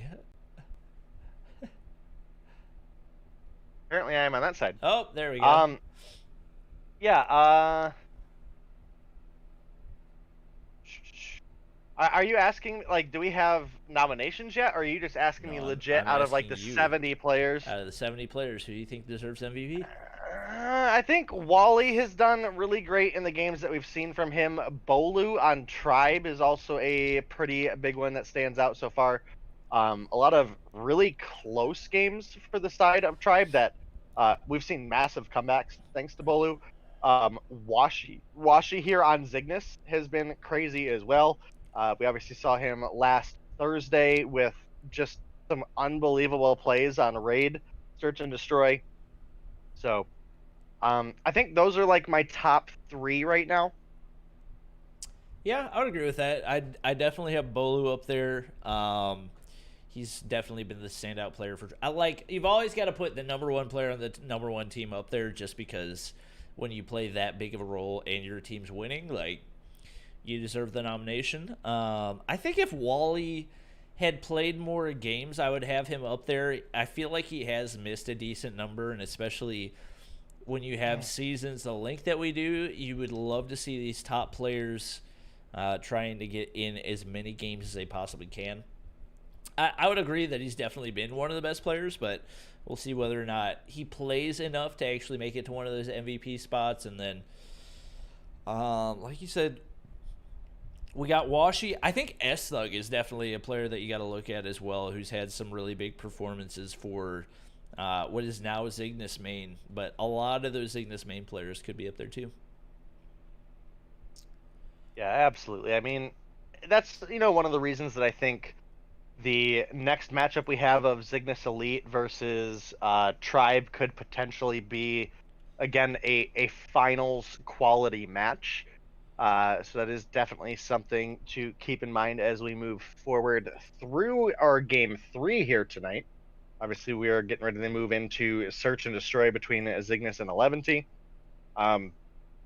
I would say both of these teams kind of missing a key piece of the puzzle right now, in being Washi and Wiru. So we'll have to see how that develops as the game goes on.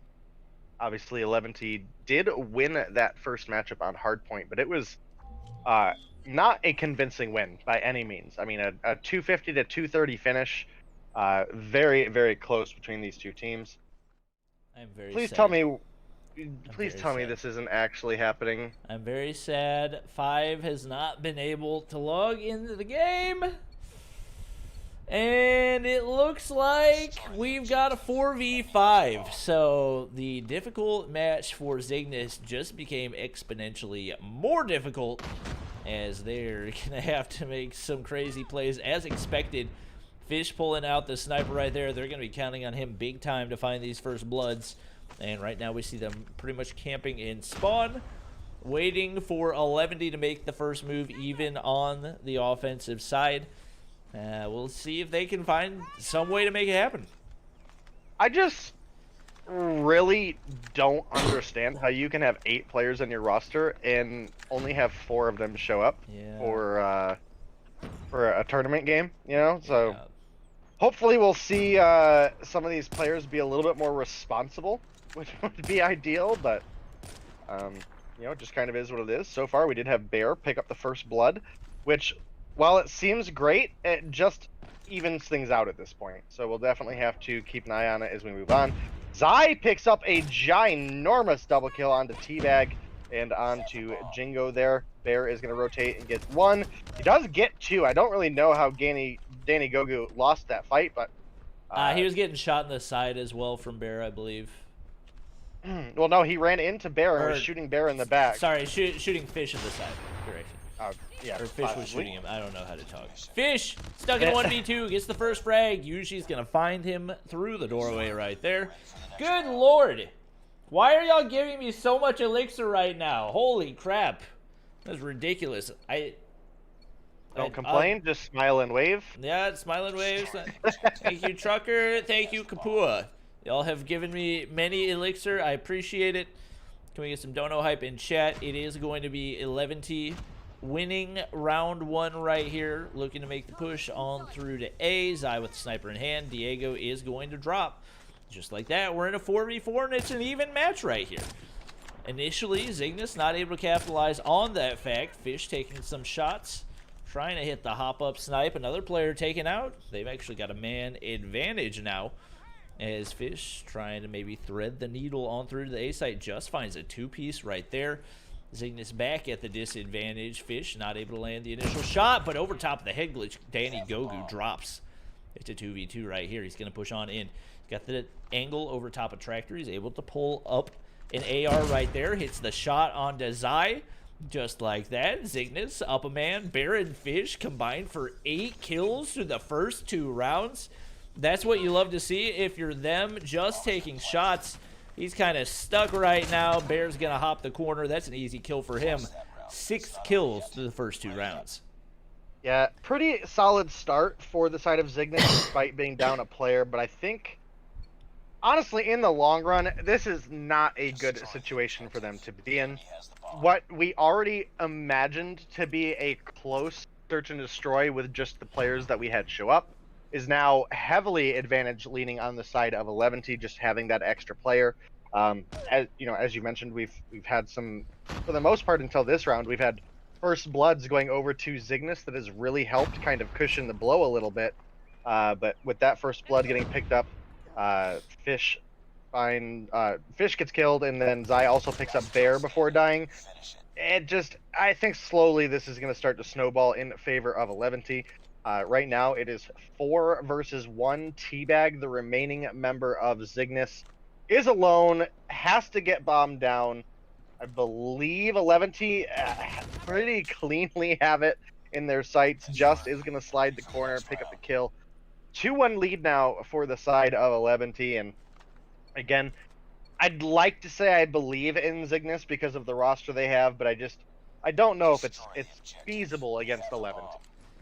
Yeah, it's definitely going to take nothing short of a miracle. Well, I wouldn't say a miracle for them. Obviously, there's a lot of really good players on Zygnus, but being down a man, especially against a team like 11T, it's one of the crazier feats we would have seen in Mobile Mayhem.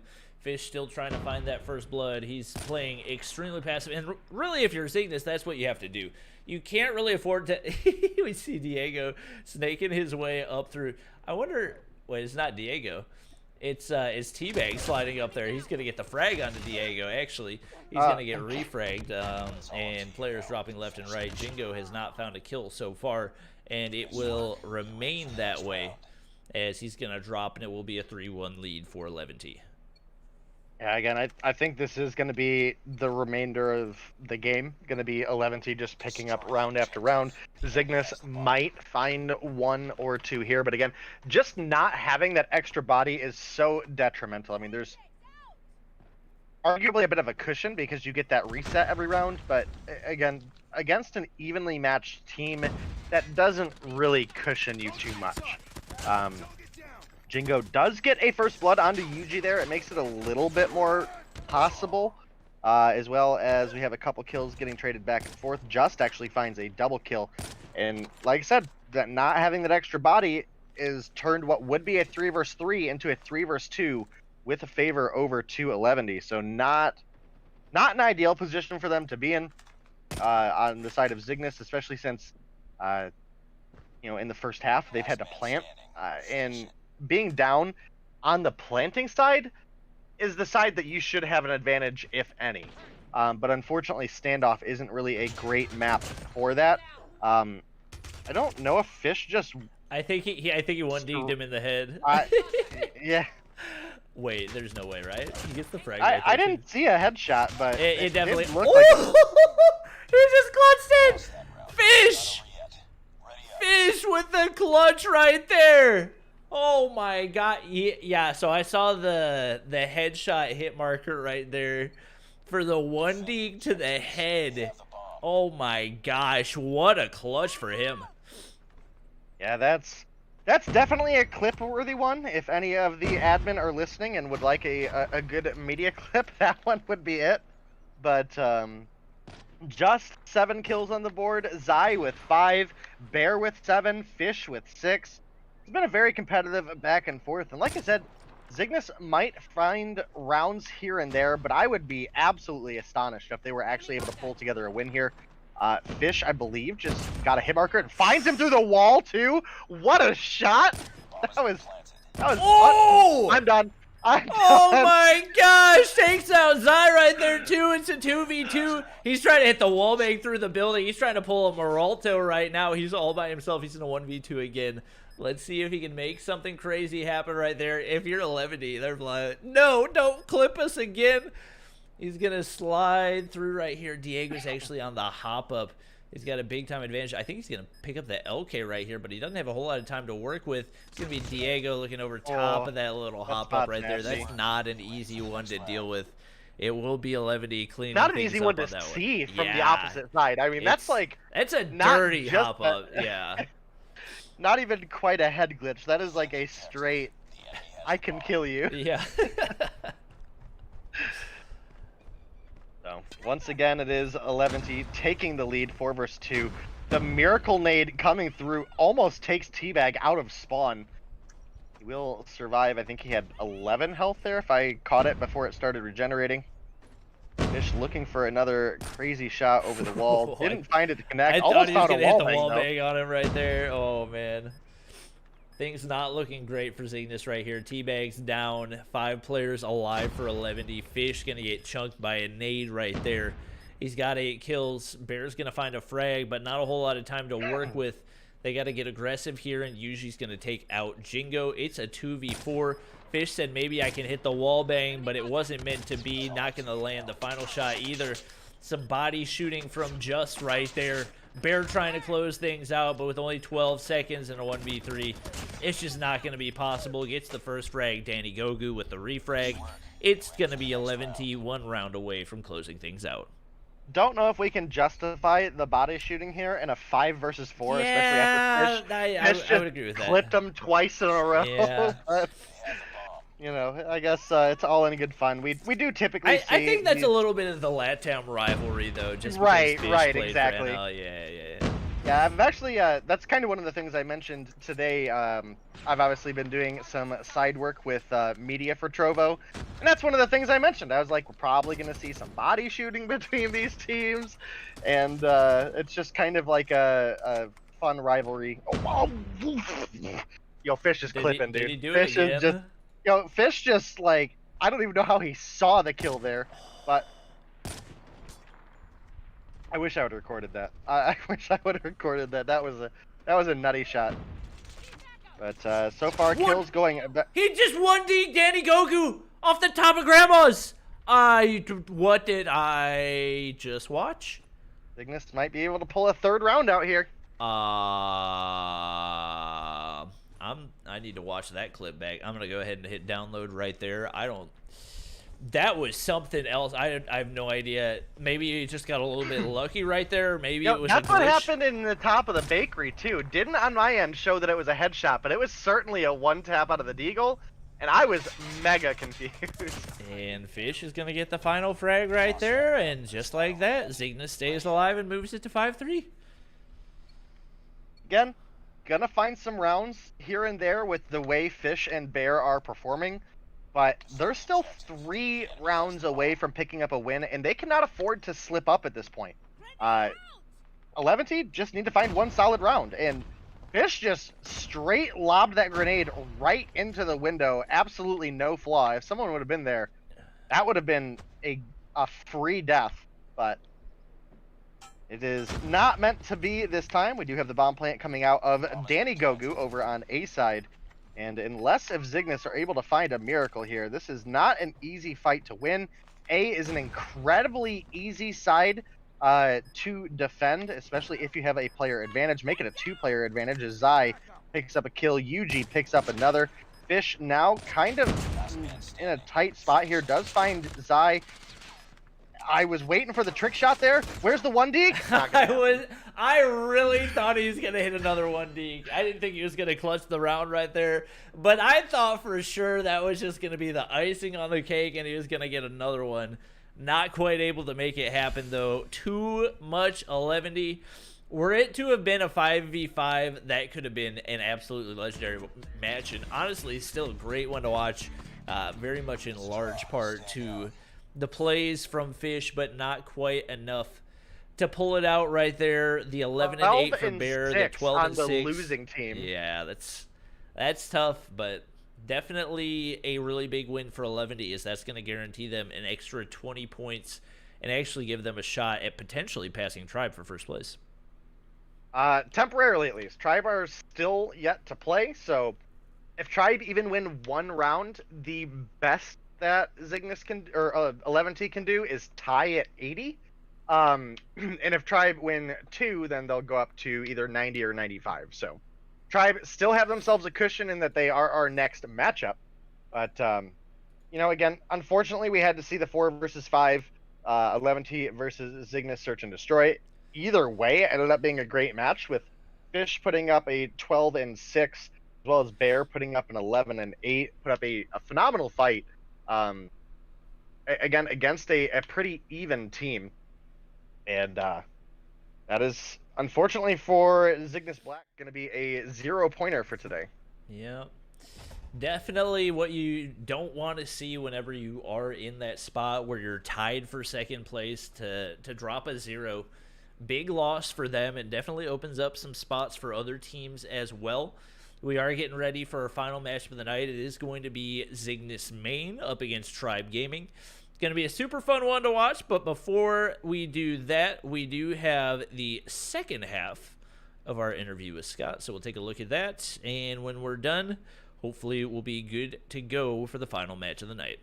When you get the call in Discord and you're active in the community, and you know, they need to fill the spot, if you can be organized enough to put the team together, you might just be playing in Mobile Mayhem. And that's a huge opportunity, at least from an experience point, right? And as you kind of mesh the team together, you might have some serious upset opportunities from the viewpoint of the chat.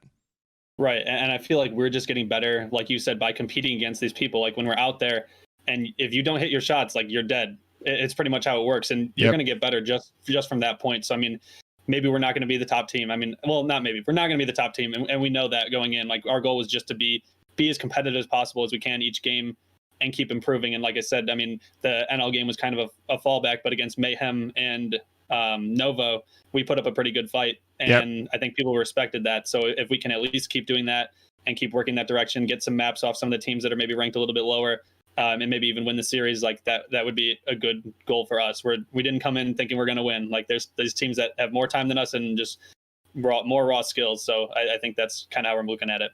Yeah, I think that's a great perspective. And a huge thing that's a great comparison to this is, like, you know, when professional athletes do seminars for high school or college athletes to attend to, you know, get some other input into their game, when, you know, high-level PGA Tour golfers, when they're given seminars and lessons, people go to those things because the exposure to the highest level advances you so much more quickly in your skill, and that's universal across skills, sports, whatever. So it's a huge opportunity, and everyone who, you know, you get into a game, even if you're queuing in public matches or ranked, and you see somebody from one of these pro teams that's in that game, like that in and of itself is an opportunity to improve, because you're exactly right. You step outside 100%. the lines 1 second and you're getting killed. Exactly.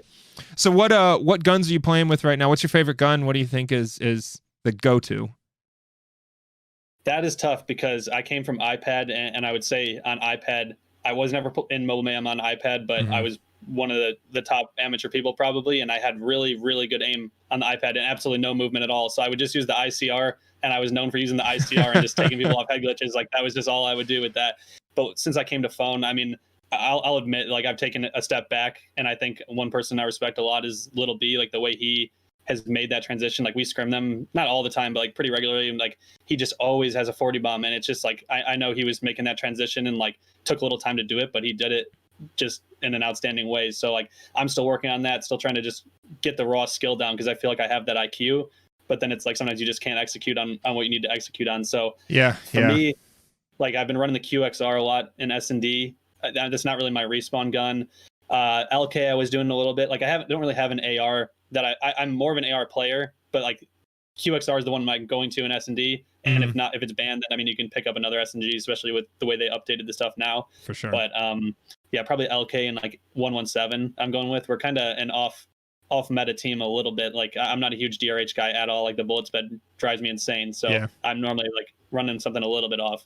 Yeah, it's interesting. I mean, you might throw somebody for a loop when they're not expecting that gun, who knows? Right. But exactly. And when you're, I was talking about this in my interview with Little B, when you're playing regularly with some off meta stuff, I think it was him. When you're playing, it might have been, no, excuse me, it was Jim. He's talking about playing with some off meta guns and having fun. Like that kind of thing preps you so that your favorite gun, the one that you're best with, isn't the one that's always getting banned, Right. Exactly. So I'm asking everybody about this because I've got a relatively strong opinion. What do you think about the new hardpoint spawns? At first, I didn't even know what to think. We got into it was like an ASL league, like the amateur scrim league, like just basically Mobile Mayhem Junior, like worst version of that. Like we got in there, we didn't even know they were changed. Like we got in there at Scrapyard, and every single person had over 30 kills. Like most people were over 40, and we were just like, that's kind of a weird game. Yeah, I was like, that was kind of strange. I've never seen that in my life. Definitely makes for some excitement. Yeah, and then we figured out like, okay, all the maps are like this, and it's kind of a mess. So I mean, once you started learning it, I think it's gotten better once people learned it. But it's definitely an adjustment period, and there's points where it just feels hopeless or ridiculous, where you're just like, as thinking like standoff, like you're spawning gas station and they spawn gas station right next to you. Yeah. And like I've gotten double kills because I spawn behind two people, but then I die because someone spawned behind me. And it's just like sometimes that is just crazy. It's like I wouldn't say, I think the old ones are better. I've gotten more used to these ones now, but it's definitely a mess sometimes. Yeah, I mean, one thing is for sure, there's no lack of excitement in any hardpoint game these days. So yeah. And then as you're playing, obviously so many people that are playing the game are also watching content creators. What are some of your favorite content creators to watch on a regular basis? I'm not a massive content guy, but I do like Bobby, which hopefully now he can shout me out and not trash talk me if I suck on the stream. But Bobby and Path I like a lot too, because he's really just like the analytical approach he takes, and I can like actually implement so many of these things. Like some of the other things are fun to watch, like people have entertaining gameplays and stuff like that. Yeah. But when I actually can like look at what he's doing, like, and take that into action, or like when I'm building a gun, even if I don't do the exact same build, I can do that thought process he has, that it's like, okay, like why did he put that there, and like what is that going to do for me, and stuff like that. So Path has been really big. Like once someone showed me that, I was like, okay, like I can start building these things the best they can be. Yeah, Path is a scientist, man. He's putting in the work, that's for sure. 100%, and I respect that. Yeah, that's awesome. So do you have any content creators on your team, or do you have any content creation goals yourself? I really don't. I mean, like now that I'm at school, like the house Wi-Fi I have here is just awful. Like I tried streaming. I was never a big streamer, but I would stream a little bit at home, and I tried doing it when I was here, and it was just like, I was getting some people to join, like for me at least. Like I didn't have very many followers, but people were getting in there. But then they're like, yeah, this is like almost unwatchable how laggy this tough, is. Man. So I mean, I'm running pretty much 60 ping every game for anything I'm playing. So it's pretty not ideal. But I mean, maybe when I go home for the summer, I'll start streaming again a little bit there. But I'd say Sped, our teammate, is probably the biggest content creator we have. Yeah. I think just got over 1,000 or 14, I don't remember how many followers he got, but he was been streaming a lot, and I've respected that a lot too, because like at the start, not that you think it's like he can't do anything with it, but it's just like you're just streaming, but he like really has been dedicated to it and like continuing to stream, and he's grown a lot from that. So I'd say Sped would be the one I would shout out if I had to shout someone out. Yeah, nice, awesome, man.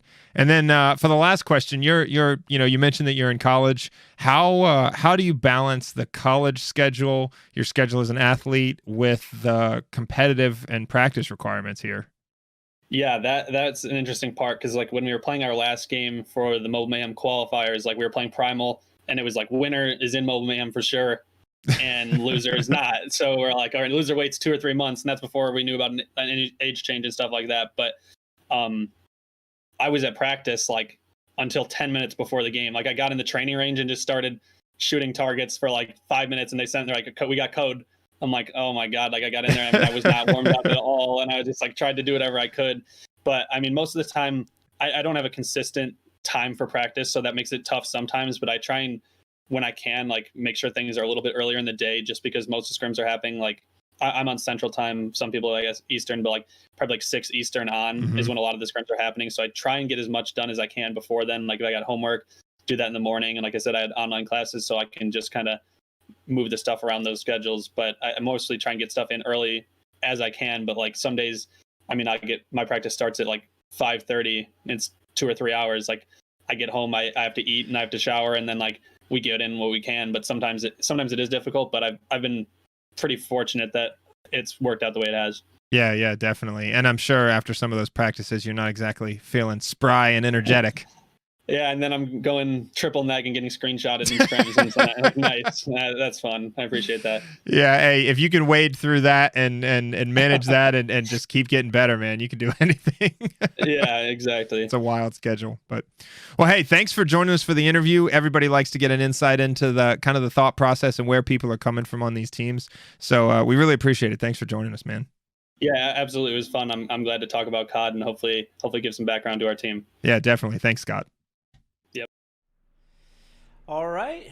Well, thanks to Scott and Mod6 for the interview. It looks like we got everybody loaded up and ready to go. I'm talking, but I was muted, so it's a good thing that I did that. But yeah, I think we're ready to go for our final matchup of the night. It is going to be Zygnus versus Tribe Gaming, and we already hopping into the game right here. You know what? We'll take a look at our maps and bands real quick, just because I know everybody's going to be wondering about that. We got the Bison, the QQ9 band.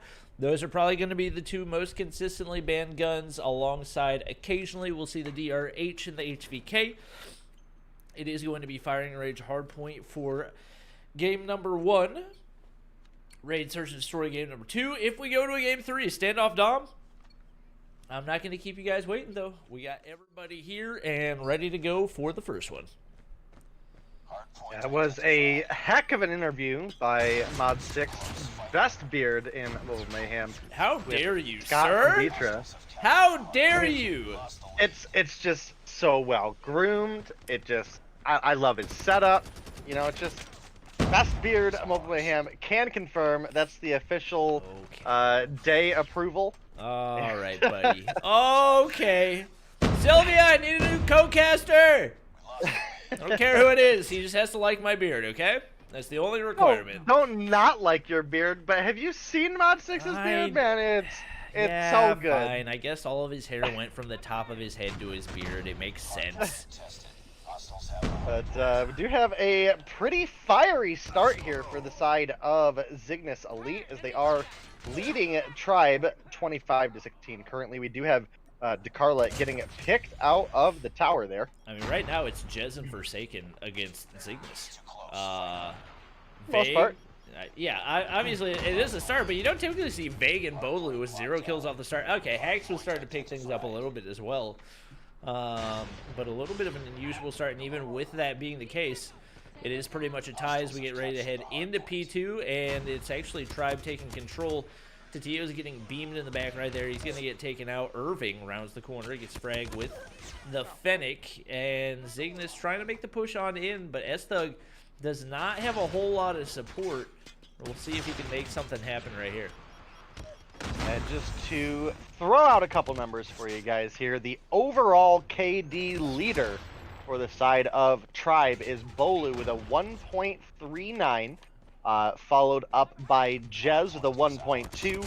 And looking over at the side of Zygnus Elite, the lead KDA overall is S-Thug with a 1.6, followed by Irving with a 1.52. So this is just Irving's second day playing with this team, so we'll have to see how today affects them. It's obviously a pretty tough matchup, especially up against Bolu, who just absolutely farms out a triple kill, making Zygnus pay for that rotation. But even game so far, flat 53-53 as we do start our trailer hardpoint spawn. It is Tribe first on the objective and filling up the feed as well. Oh my goodness. Yeah, honestly, I'm a little bit surprised the game's as close as it is right now, because ever since P1, Tribe has just been farming kills, and we do. Oh my god, Veg has 1 HP. Oh no. Oh, he's up in tower. That's actually going to be big for them, as well as S-Thug's trying to make the rotation through right there. He's going to get beamed as well. I don't. Oh, he doesn't have a trophy system. Oh my god, even Veg! equipped. Oh my god, Veg! How is he alive? He doesn't have a know. trophy system. What? He's got a quad feed though.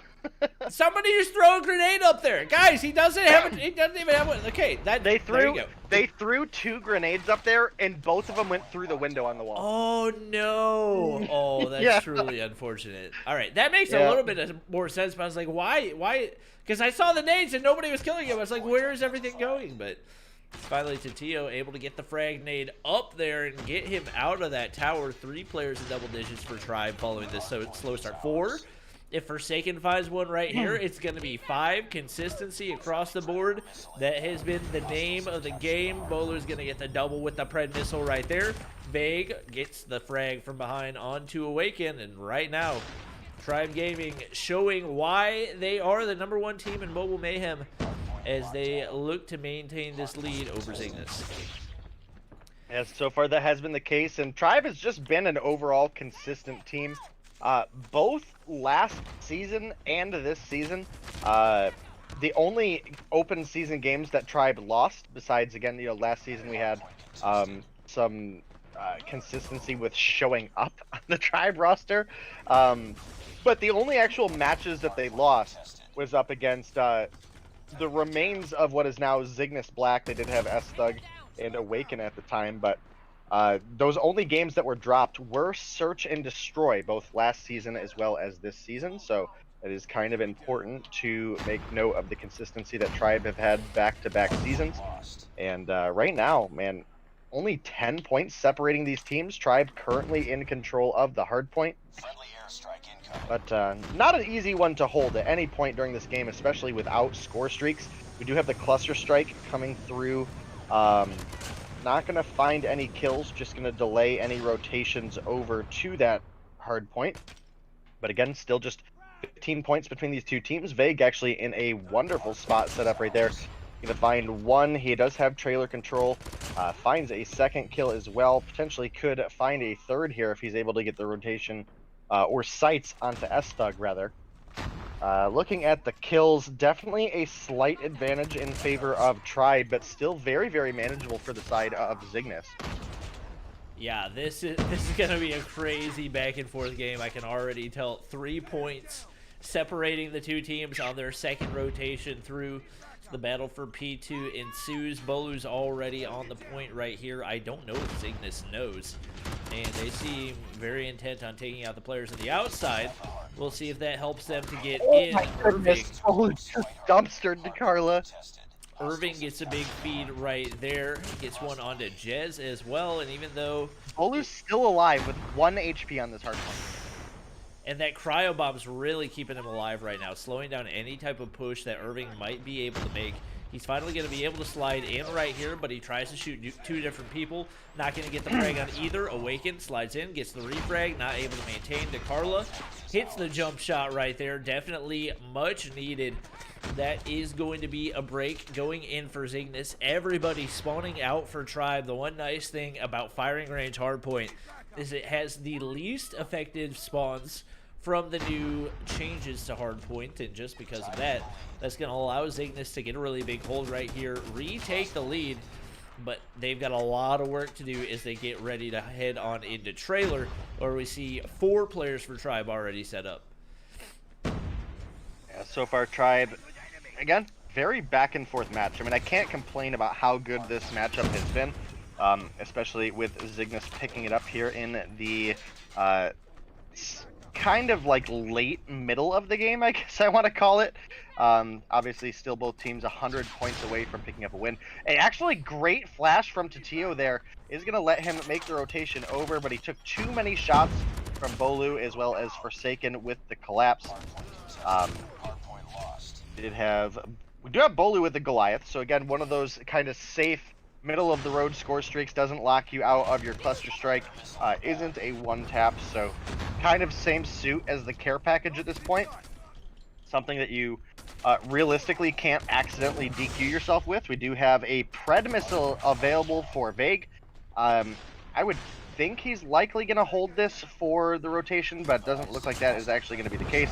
Goes for the top of wood kill onto Estha, gonna pick it up. Right now, it's actually still a 23-point lead for the side of Zygnus. So, Tribe, in as far as respawn goes, probably the most uncomfortable position they've been in all season long. Yeah. Man, Vague is rocking it though. He's got 35 right now. My man's going in. To have 35 kills and your team's losing right now. Just a crazy position, especially given that Tribe's not really struggling, but it's just too much Zygnus right now. Kill number 21 goes in for Dakarla. Jez gonna beam from top wood right there. S-Thug still chilling on the hill, trying to hold down as much time as he can.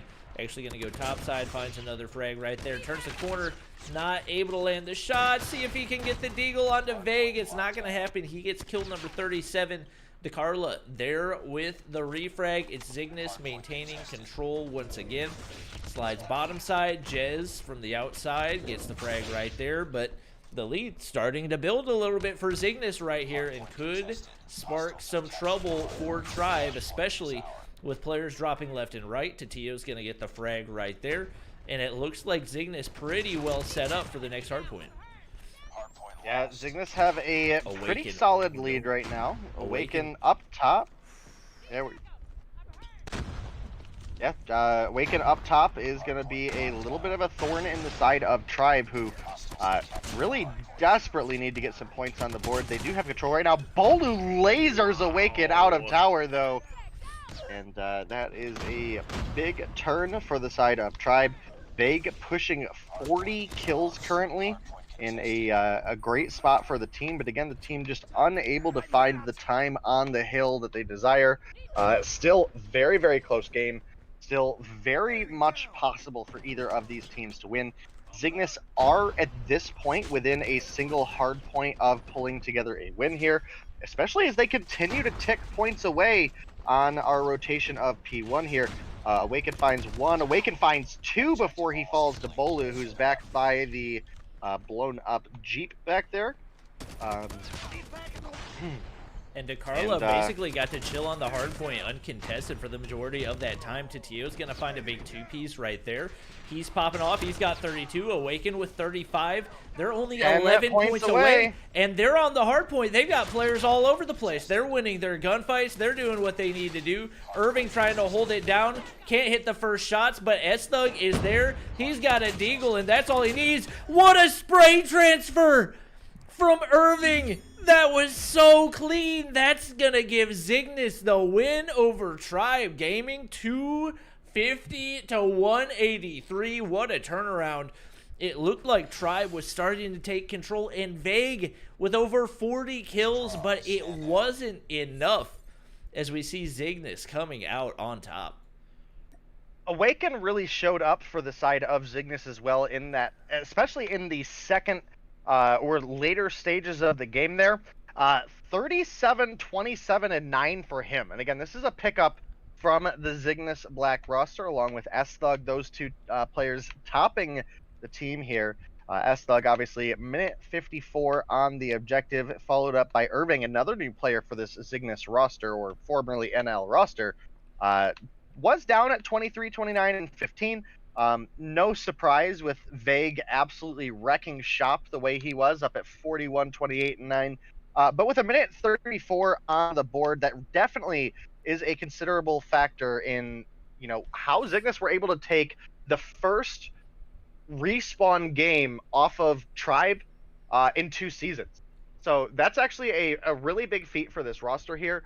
And, realistically, going into this game, I would have given Tribe the edge in respawn and Zygnus the edge in search and destroy. So that actually spices things up quite a bit, because now Tribe really have to answer back in search and destroy, which so far, at least as far as the matches go, that's been their weakest game mode by raw stats in 2 whole seasons. So not a great position to be in.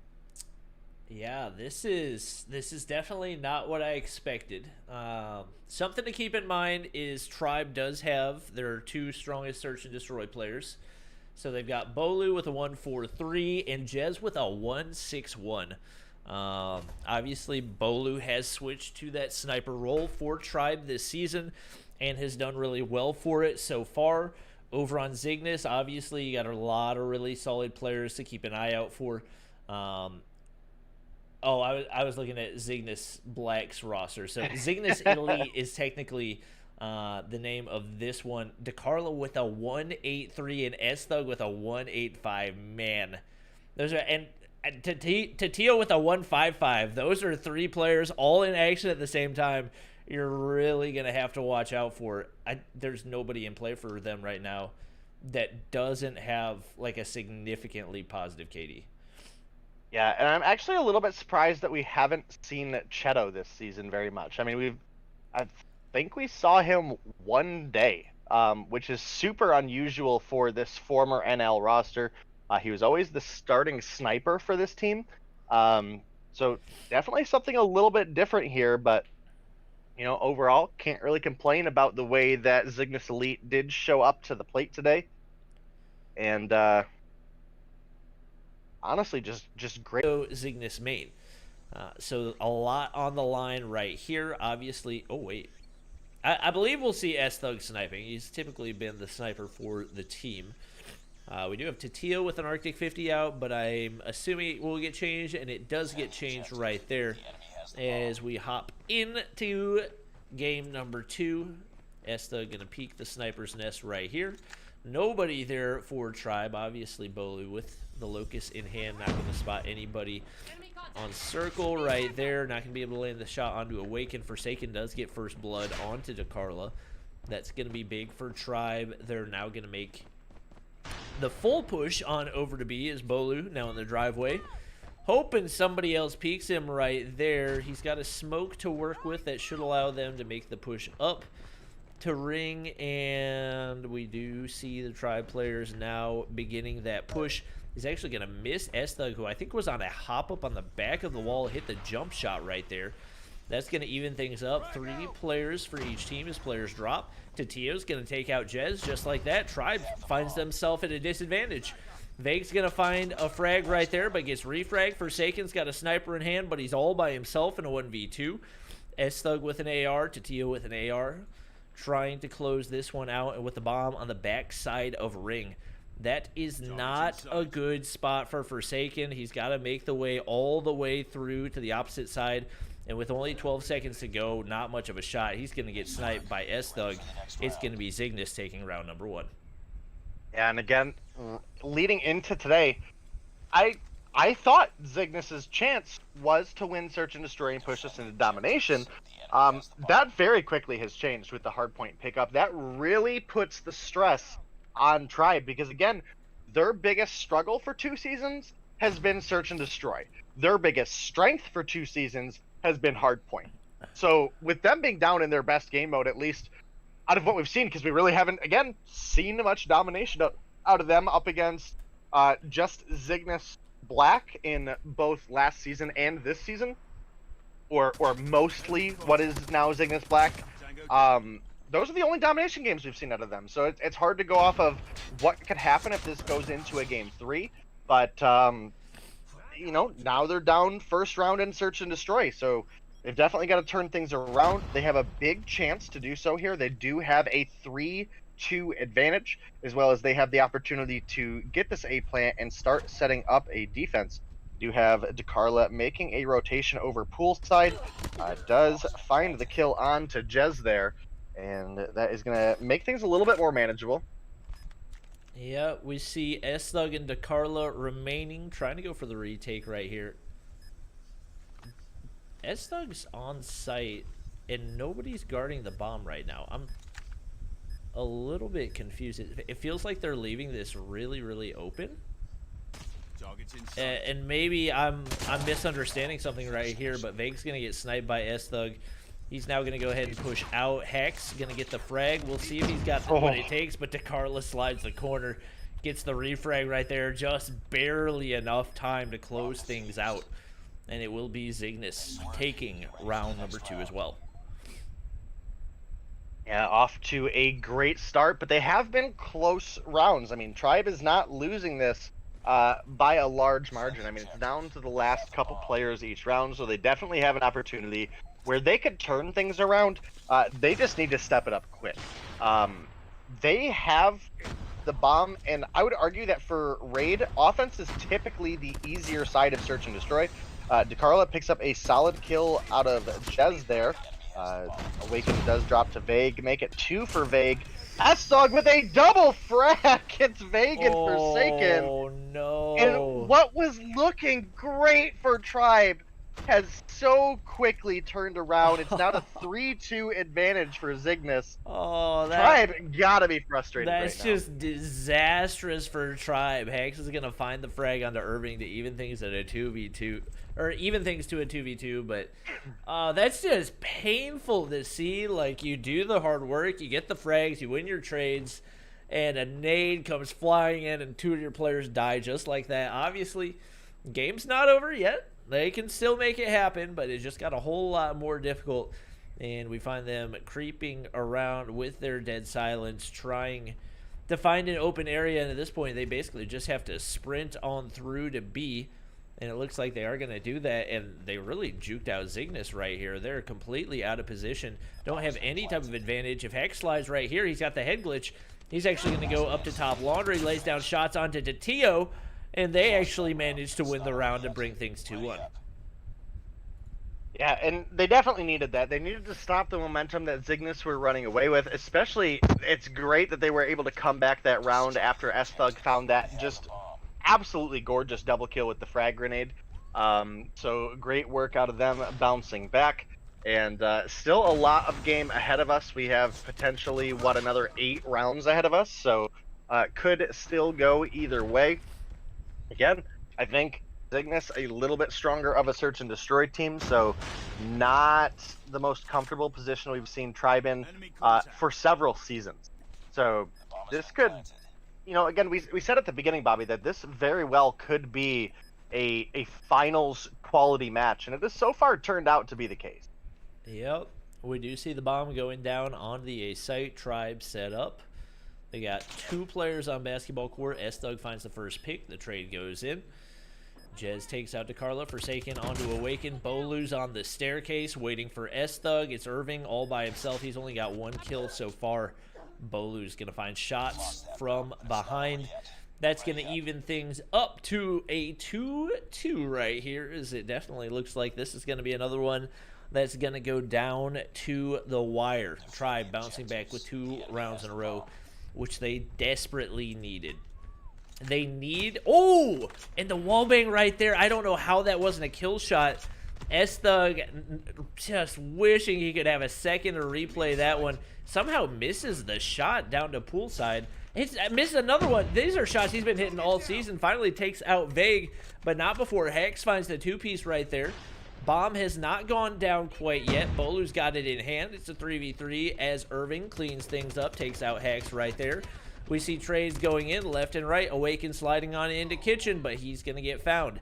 S-Thug pulls out the sniper. He's stuck in a 1v2, and it's Tribe rotating all the way on over to B. They're going to have a pretty easy plant going on right here. And S-Thug going to get some information soon. We'll see what he's going to be able to do with it. He does still have a nade to work with. I believe we have Jez on the inside of mid right here. That's probably going to be the easy frag for him. It is. And that's going to be 3 rounds in a row going in for Tribe Gaming. Unfortunately, Bobby, this one may be all you from here on out. I don't know what happened. It kicked me back to the lobby where I can see everybody in here, but it told me the game ended. All so right. I don't know if I can get back in. I tried closing my game and restarting it, and I'm just sitting here at the lobby looking at everybody ready to. I am going to screen share with you. I love it. Let's make it happen. There we go. So hopefully Day will be rejoining the commentating action, but we do have a couple players drop. Oh my gosh, Tribe just finding frag after frag. They found their mojo in the search and destroy. They're now in a 4v2 right here. Tatio's taking shots as well. Jez on the inside of Kitchen. Tatio slides the corner, lands the initial shots, not able to get the frag, and he's in a tough spot with his information given away. Really needs for S-Thug to find a pick here if they're going to have a shot, especially with the bomb down over on the A site. Tatio reuniting with his teammate right here as they get ready to make the push. They've got a little bit of utility to work with. One nade goes in. Oh my gosh. The God tier nade from Tatio is going to take out Jez right there. That moves it. Oh, he finds another one. S-Thug spots Bolu. What? Oh. Bolu is busy hard scoping the bomb, and he gets bopped by a pistol right there. Just like that, we're tied up at 3-3. Yeah, I mean, we knew that the 11T versus Zygnus Black matchup was going to be great. We knew coming in today that this Zygnus Elite versus Tribe matchup was going to be great. And it is absolutely, you know, came out to be. I mean, these two teams are going back and forth currently. The hard point was great to watch the whole time.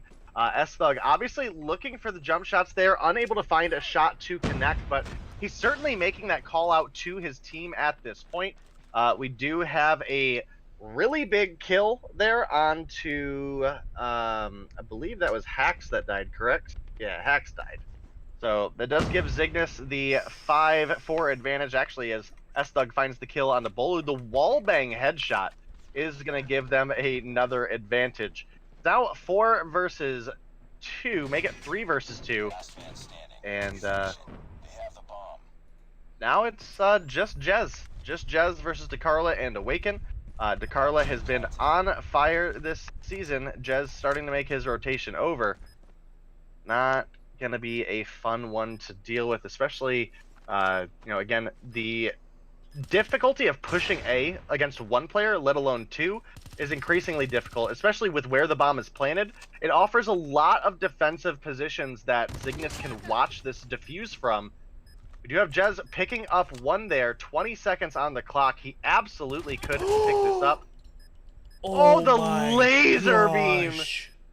And that is the upside of the HVK. All you gotta do is hit one headshot, and it's a 3-shot kill. Absolute laser beam over the head glitch.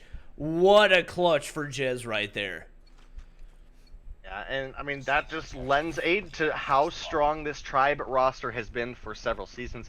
It is very, very similar to last season, so that is one of the reasons that we kind of point out the consistency between them.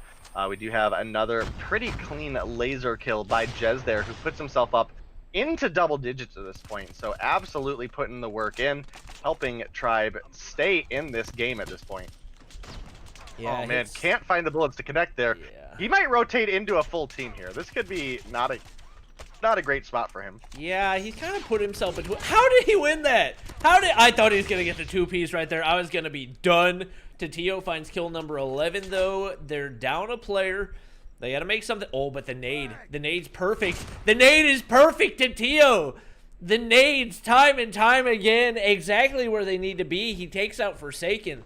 It evens things up to a 2v2 right here. He's got S-Thug by his side. Combined, they've got 21 kills on the board. They're looking to make the push on over the A site. Vague still chilling over on B. Thug has the bomb in hand, and Tio looking to push up the stairs, maybe. Now he's going to sit at the bottom of the stairs and wait for his teammate to get the bomb plant. Obviously, Tribe going to look to reposition, see if they can find a couple frags, and manage to find another miracle round. Bolu working that edge, not able to spot anybody. It looks like they're actually going to go back up to top side with a sniper in hand. Thug in prime position, and not going to be easy for Tribe to deal with right here.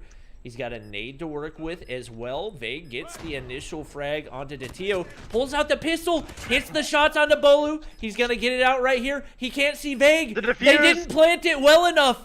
They missed the plant spot right there. Vague's going to be able to get the defuse. Tribe Gaming with another round, and they are 1 round away from pushing this to a game number 3.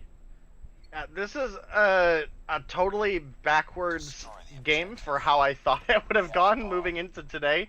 But as you mentioned, Tribe 1 round away from pushing us into a game 3. We have Thug picking up the hit marker there, unable to get the kill onto Hacks. Almost dies himself.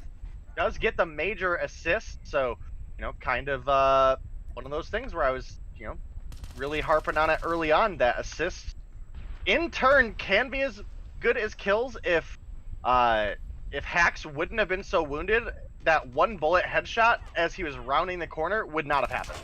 So key pickup there for Thug. We do have Jez with 11 kills on the board, trying his best to help Tribe through this game. I believe Thug up at 10 and Tio at 13 now, picking up the kill there. Forsaken unable to find the return. It is a 2 versus 2, still anybody's game. And, you know, Tribe, again, obviously going to be looking for the win here. It's a 1-for-1 trade as Forsaken finds Tio. It's now Awaken versus Forsaken. Forsaken seemed to find a couple of games or bullets to win the game there. Picks up the kill onto Awaken. That's going to be the 6-3 win for our Tribe Zygnus Elite matchup. That's going to push us into domination. And our domination matchup is going to be Dom on standoff. Wow. Not one. I mean, we don't get to see domination that often in general. It just feels like this is our only domination matchup of the night, but definitely the one that I am excited to see, is we do have Tribe coming out on top right there. And Tio with a really big performance, 13-7, Thug 10-6. Just wasn't quite enough to pull it out. You got to think if Zygnus maybe had a little bit more of their main roster here, maybe could have made something happen and gotten the win. But following those first couple rounds, it was all Tribe Gaming. We'll see whether or not that is going to carry through as we do get ready to hop in to game number 3. It is going to be domination on standoff. And I mean, I really feel like we never get to watch domination anymore. So the fact that we get to watch these two teams play it definitely has me excited. Well, I mean, I don't think we have any domination games for Zygnus Elite on record, it doesn't look like. But we do for Tribe. Again, they did face off against what is now Zygnus Black. Lost the search and destroy there, ended up winning the domination. So as we look at the numbers for Tribe, it's Bolu, just a tower in the sky for domination, 1.81 KD. Followed behind, next closest would be Hacks with a 1.2. And again, that matchup was really a Zygnus Black round 1 of domination. And then Bolu just absolutely manhandled them through the second half, and they were able to pull through together the victory. So we will have to see how much that leads into this final matchup, as we do have kind of almost a mix of the game modes, right? So domination, all the flags are static. They're all there. They don't move like Hardpoint, which is a dynamic Hardpoint. So it's kind of a cross of the objective from Search and Destroy being in one spot with the respawn capabilities of Hardpoint. So a little bit of a blend of the two matchups. Again, we only have numbers for Tribe to go off of. And for the most part, it's really just Bolu up there in the numbers. We do have Hacks with a 1.2 KD, Vague with a 1.3, so above positive, but not a super comfortable margin when you're up against the likes of Tatio, DeCarla, Awaken, S-Thug, and Irving. Where, again, S-Thug has been up there in the KD for both Search and Destroy as well as Hardpoint as well, so definitely going to be a great matchup between these two teams. For sure. Who was it that Tribe played Dom against where Bolu just sat in the top of blue and Zygnus Black. Oh, that's right. Zygnus Black is the only team in 2 seasons to push Tribe to a domination game until now. This is... And now it's it's backwards Zygnus. This time. Yeah, it's the other Zygnus, and it's backwards. It's Tribe lost the Hardpoint, Tribe won the Search and Destroy. Wait, so that's the first Hardpoint the Tribe's lost in 2 seasons? Correct. Wow. That's crazy. And this is the 18+ roster for Zygnus. At least in the open season. I don't remember the finals exactly how it went, but I seem to remember Tribe pretty handily winning the finals. Yeah. Definitely excited for this final one. We do have everybody ready up and good to go. Final game of the night, Domination on Standoff. Let's see what they got for us. We do have Zygnus on blue side off the start. Tribe with shop/market side. Everybody's setting up. For those of you just now joining us, we do have bans, the QQ9 and the PP19. So expect to see a whole lot of ARs in play. Maybe some... Wait, no, LMGs are banned. Why would I say LMGs? LMGs are banned. So we probably won't be seeing those, but the chaos is underway as we see everybody trying to make the push over toward Tractor side right here. It is going to be Zygnus winning the majority of the gunfights. DeCarlo wins a crucial one right there. It is going to be Forsaken winning a big one over by Broken Wall, but Tatio there for the refrag. He's going to get taken out as well. Very chaotic off the start. Tribe with a tiny bit of progress over onto B, but not enough to make much of a difference. Forsaken going top grandmas right here. Beams Awaken outside. And Tatio set up over on Tractor to try to defend B the best that he can. Definitely got spotted by Bolu right there, but it's not going to do anything for him as Tatio continuing to beam. Yeah, it's a little bit of progress now for Zygnus. Make that almost a whole, make that an entire B cap for Zygnus there. I seen the Tribe players like literally right there to defend, and then just nobody really took the push. We do have Tribe making progress now. Just barely gets stopped there, but Zygnus are going to clean it out. They're going to hold that B cap, going to start clearing that progress, and this is already just turning out to be such an exciting game here, Bobby. Yeah, very, very exciting off the start. Obviously, Zygnus with that early control. Expect to see players start setting up in top of blue. Obviously, we're going to have a lot of smokes going in as Tribe does try to manage the return B cap. Especially on standoff, it's typically not really worth it to try to go for flips here just because it's almost guaranteed you're going to get flipped on the opposite side, and it really is the battle for B. And typically blue is the stronger side as well, so you got to keep that in mind. That could very well give Tribe an advantage in the second half, as we do see Forsaken, like, you just go to that window top blue, just beam anybody that tries to go for it. We do see Tribe actually going for A right here. They're going to secure it, and they might actually be able to get B right here as a result as well. Or no, it's Tatio pushing up to B, and we do see C flipping right there. So we'll see if Tribe can capitalize on that flip. Like I said, control of blue, always a really crucial aspect right here, but so far Zygnus still managing to maintain control. Yeah, and just off my notes here, we did have Zygnus Black in the lead on this map against Tribe in their domination match, and then it was the second half that Tribe really had a massive comeback. DeCarla picking up a couple kills there before getting traded out by Vague. Some progress on B by the side of Tribe, not quite locked in yet.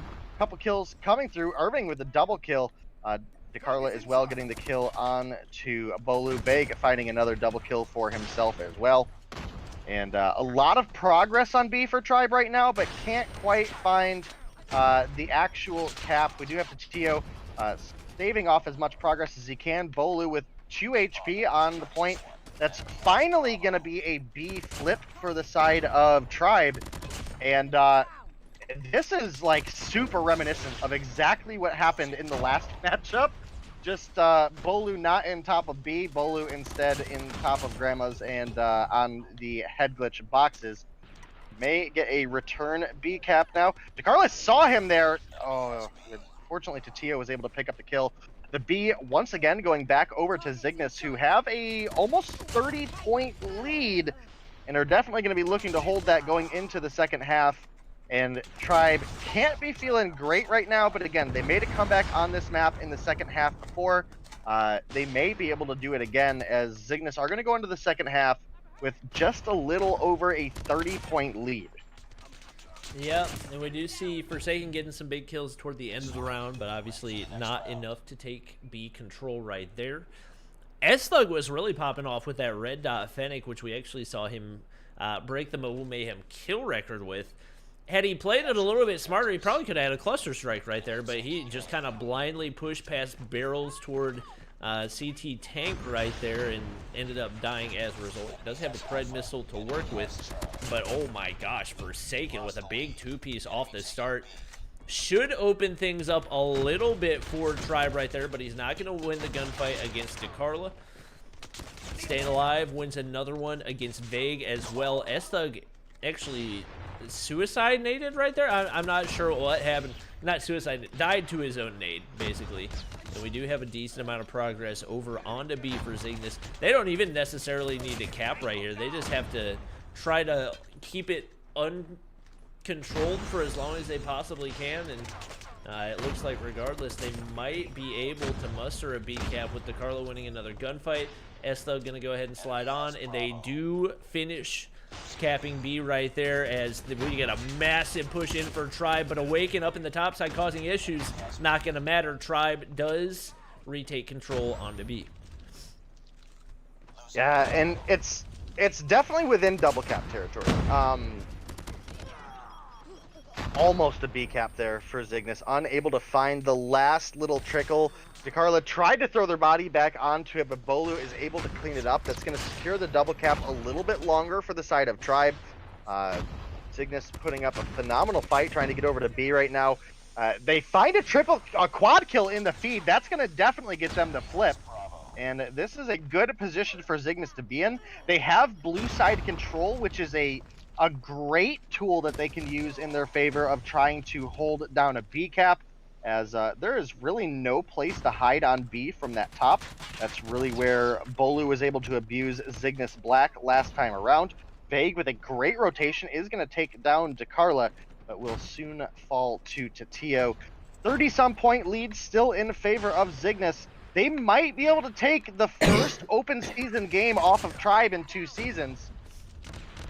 Yep. Or match, rather. The whole match. I mean, right now, just the kill feed is going primarily over to Zygnus. So not only do they have that B control, but they're winning their gunfights. 21 on the board for Awaken, 24 for Tatio. Maybe trying to find himself another Mobile Mayhem MVP. He's got a couple in his pocket. Pushing up into Forsaken right there. Beams with a QXR, not going to be able to land the shots onto Hex. But the longer it goes on, the more in danger Tribe is. They're finally able to get the B cap over. I think they might be just slightly outside triple cap territory, but got to keep in mind, time could also be a factor right here. So even if they hold for full time, they've still got to not only maintain it for the entire rest of the game, but there's a chance they might actually need control of the triple cap as well due to time running out. I think with 2 minutes they should be fine, but it'll be close. They definitely can't afford to lose B or A at this point, even for seconds. I need to do the math to figure out what the difference at halftime needs to be in order to close the gap, because that's typically, especially when you're trying to make a comeback in domination, that's what determines whether or not you need to hold the triple cap at the end, just because it is a longer second half if you're trying to make a bigger comeback. So 30 points in a minute and 20 seconds with the double cap seems unlikely. It seems very, very close. Yeah. Yeah. Well, I guess we're gonna know in 1 minute. Yeah, and we might actually get a double cap going in. We see somebody going for the A cap for Zygnus. That's typically not recommended. It might be enough. Nope. It might be enough of a defense for them to cap B. They get the B cap. Yep. I think that's probably gonna secure it for Zygnus. Yeah, and as Which again, this would be the first open season match that Tribe have lost in essentially a season and a half. We're halfway through this. Estha gets the cluster strike to go ahead and call it in onto B, and that's going to 100% seal the deal right there. Even, well, yeah. Even if you get a triple cap going into play, I don't think there's enough time, and obviously everybody for Zygnus over on C will be enough to go ahead and secure the C cap, and that means that for the first time in 2 seasons, Tribe Gaming going to lose a match as Zygnus main comes out on top right here. Tribe doing everything they can to maybe make a miracle happen, but it is too little too late. They've got the double cap, but with 31 from Awaken, 29 make it 30 from S-Thug, 29 from Tatio. It is going to be Zygnus taking the 2-1 victory in our final match of the night. Yeah, great game between Zygnus, Elite, and Tribe here. In the end, it was Zygnus able to come through with the win. Awaken, top of his team there, 31, 25, and 17. So definitely a great performance out of these guys. We knew leading into today that this could be a finals matchup, and I can't complain about the outcome here. Tribe were undefeated last season. So Zygnus coming through, showing that they can compete with Tribe and that Tribe isn't unbeatable, is a really great way to round off. What are we in the end or the beginning of week 4 here?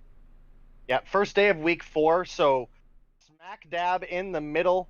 As we do have week 6 will be the last week of the open season, and week 7 will be the quarterfinals and semifinals, and then technically, I believe that'll be Tuesday, week 8 will be the finals, and Thursday will be the All-Stars. So pretty much right in the middle of the matchups here, and still a lot to go this season. No complaints out of me. We still have plenty of great matchups ahead of us, and it was a good day for Mobile Mayhem. That's pretty much all I've got to say there. Yeah, this was definitely one of my favorite days so far of the season.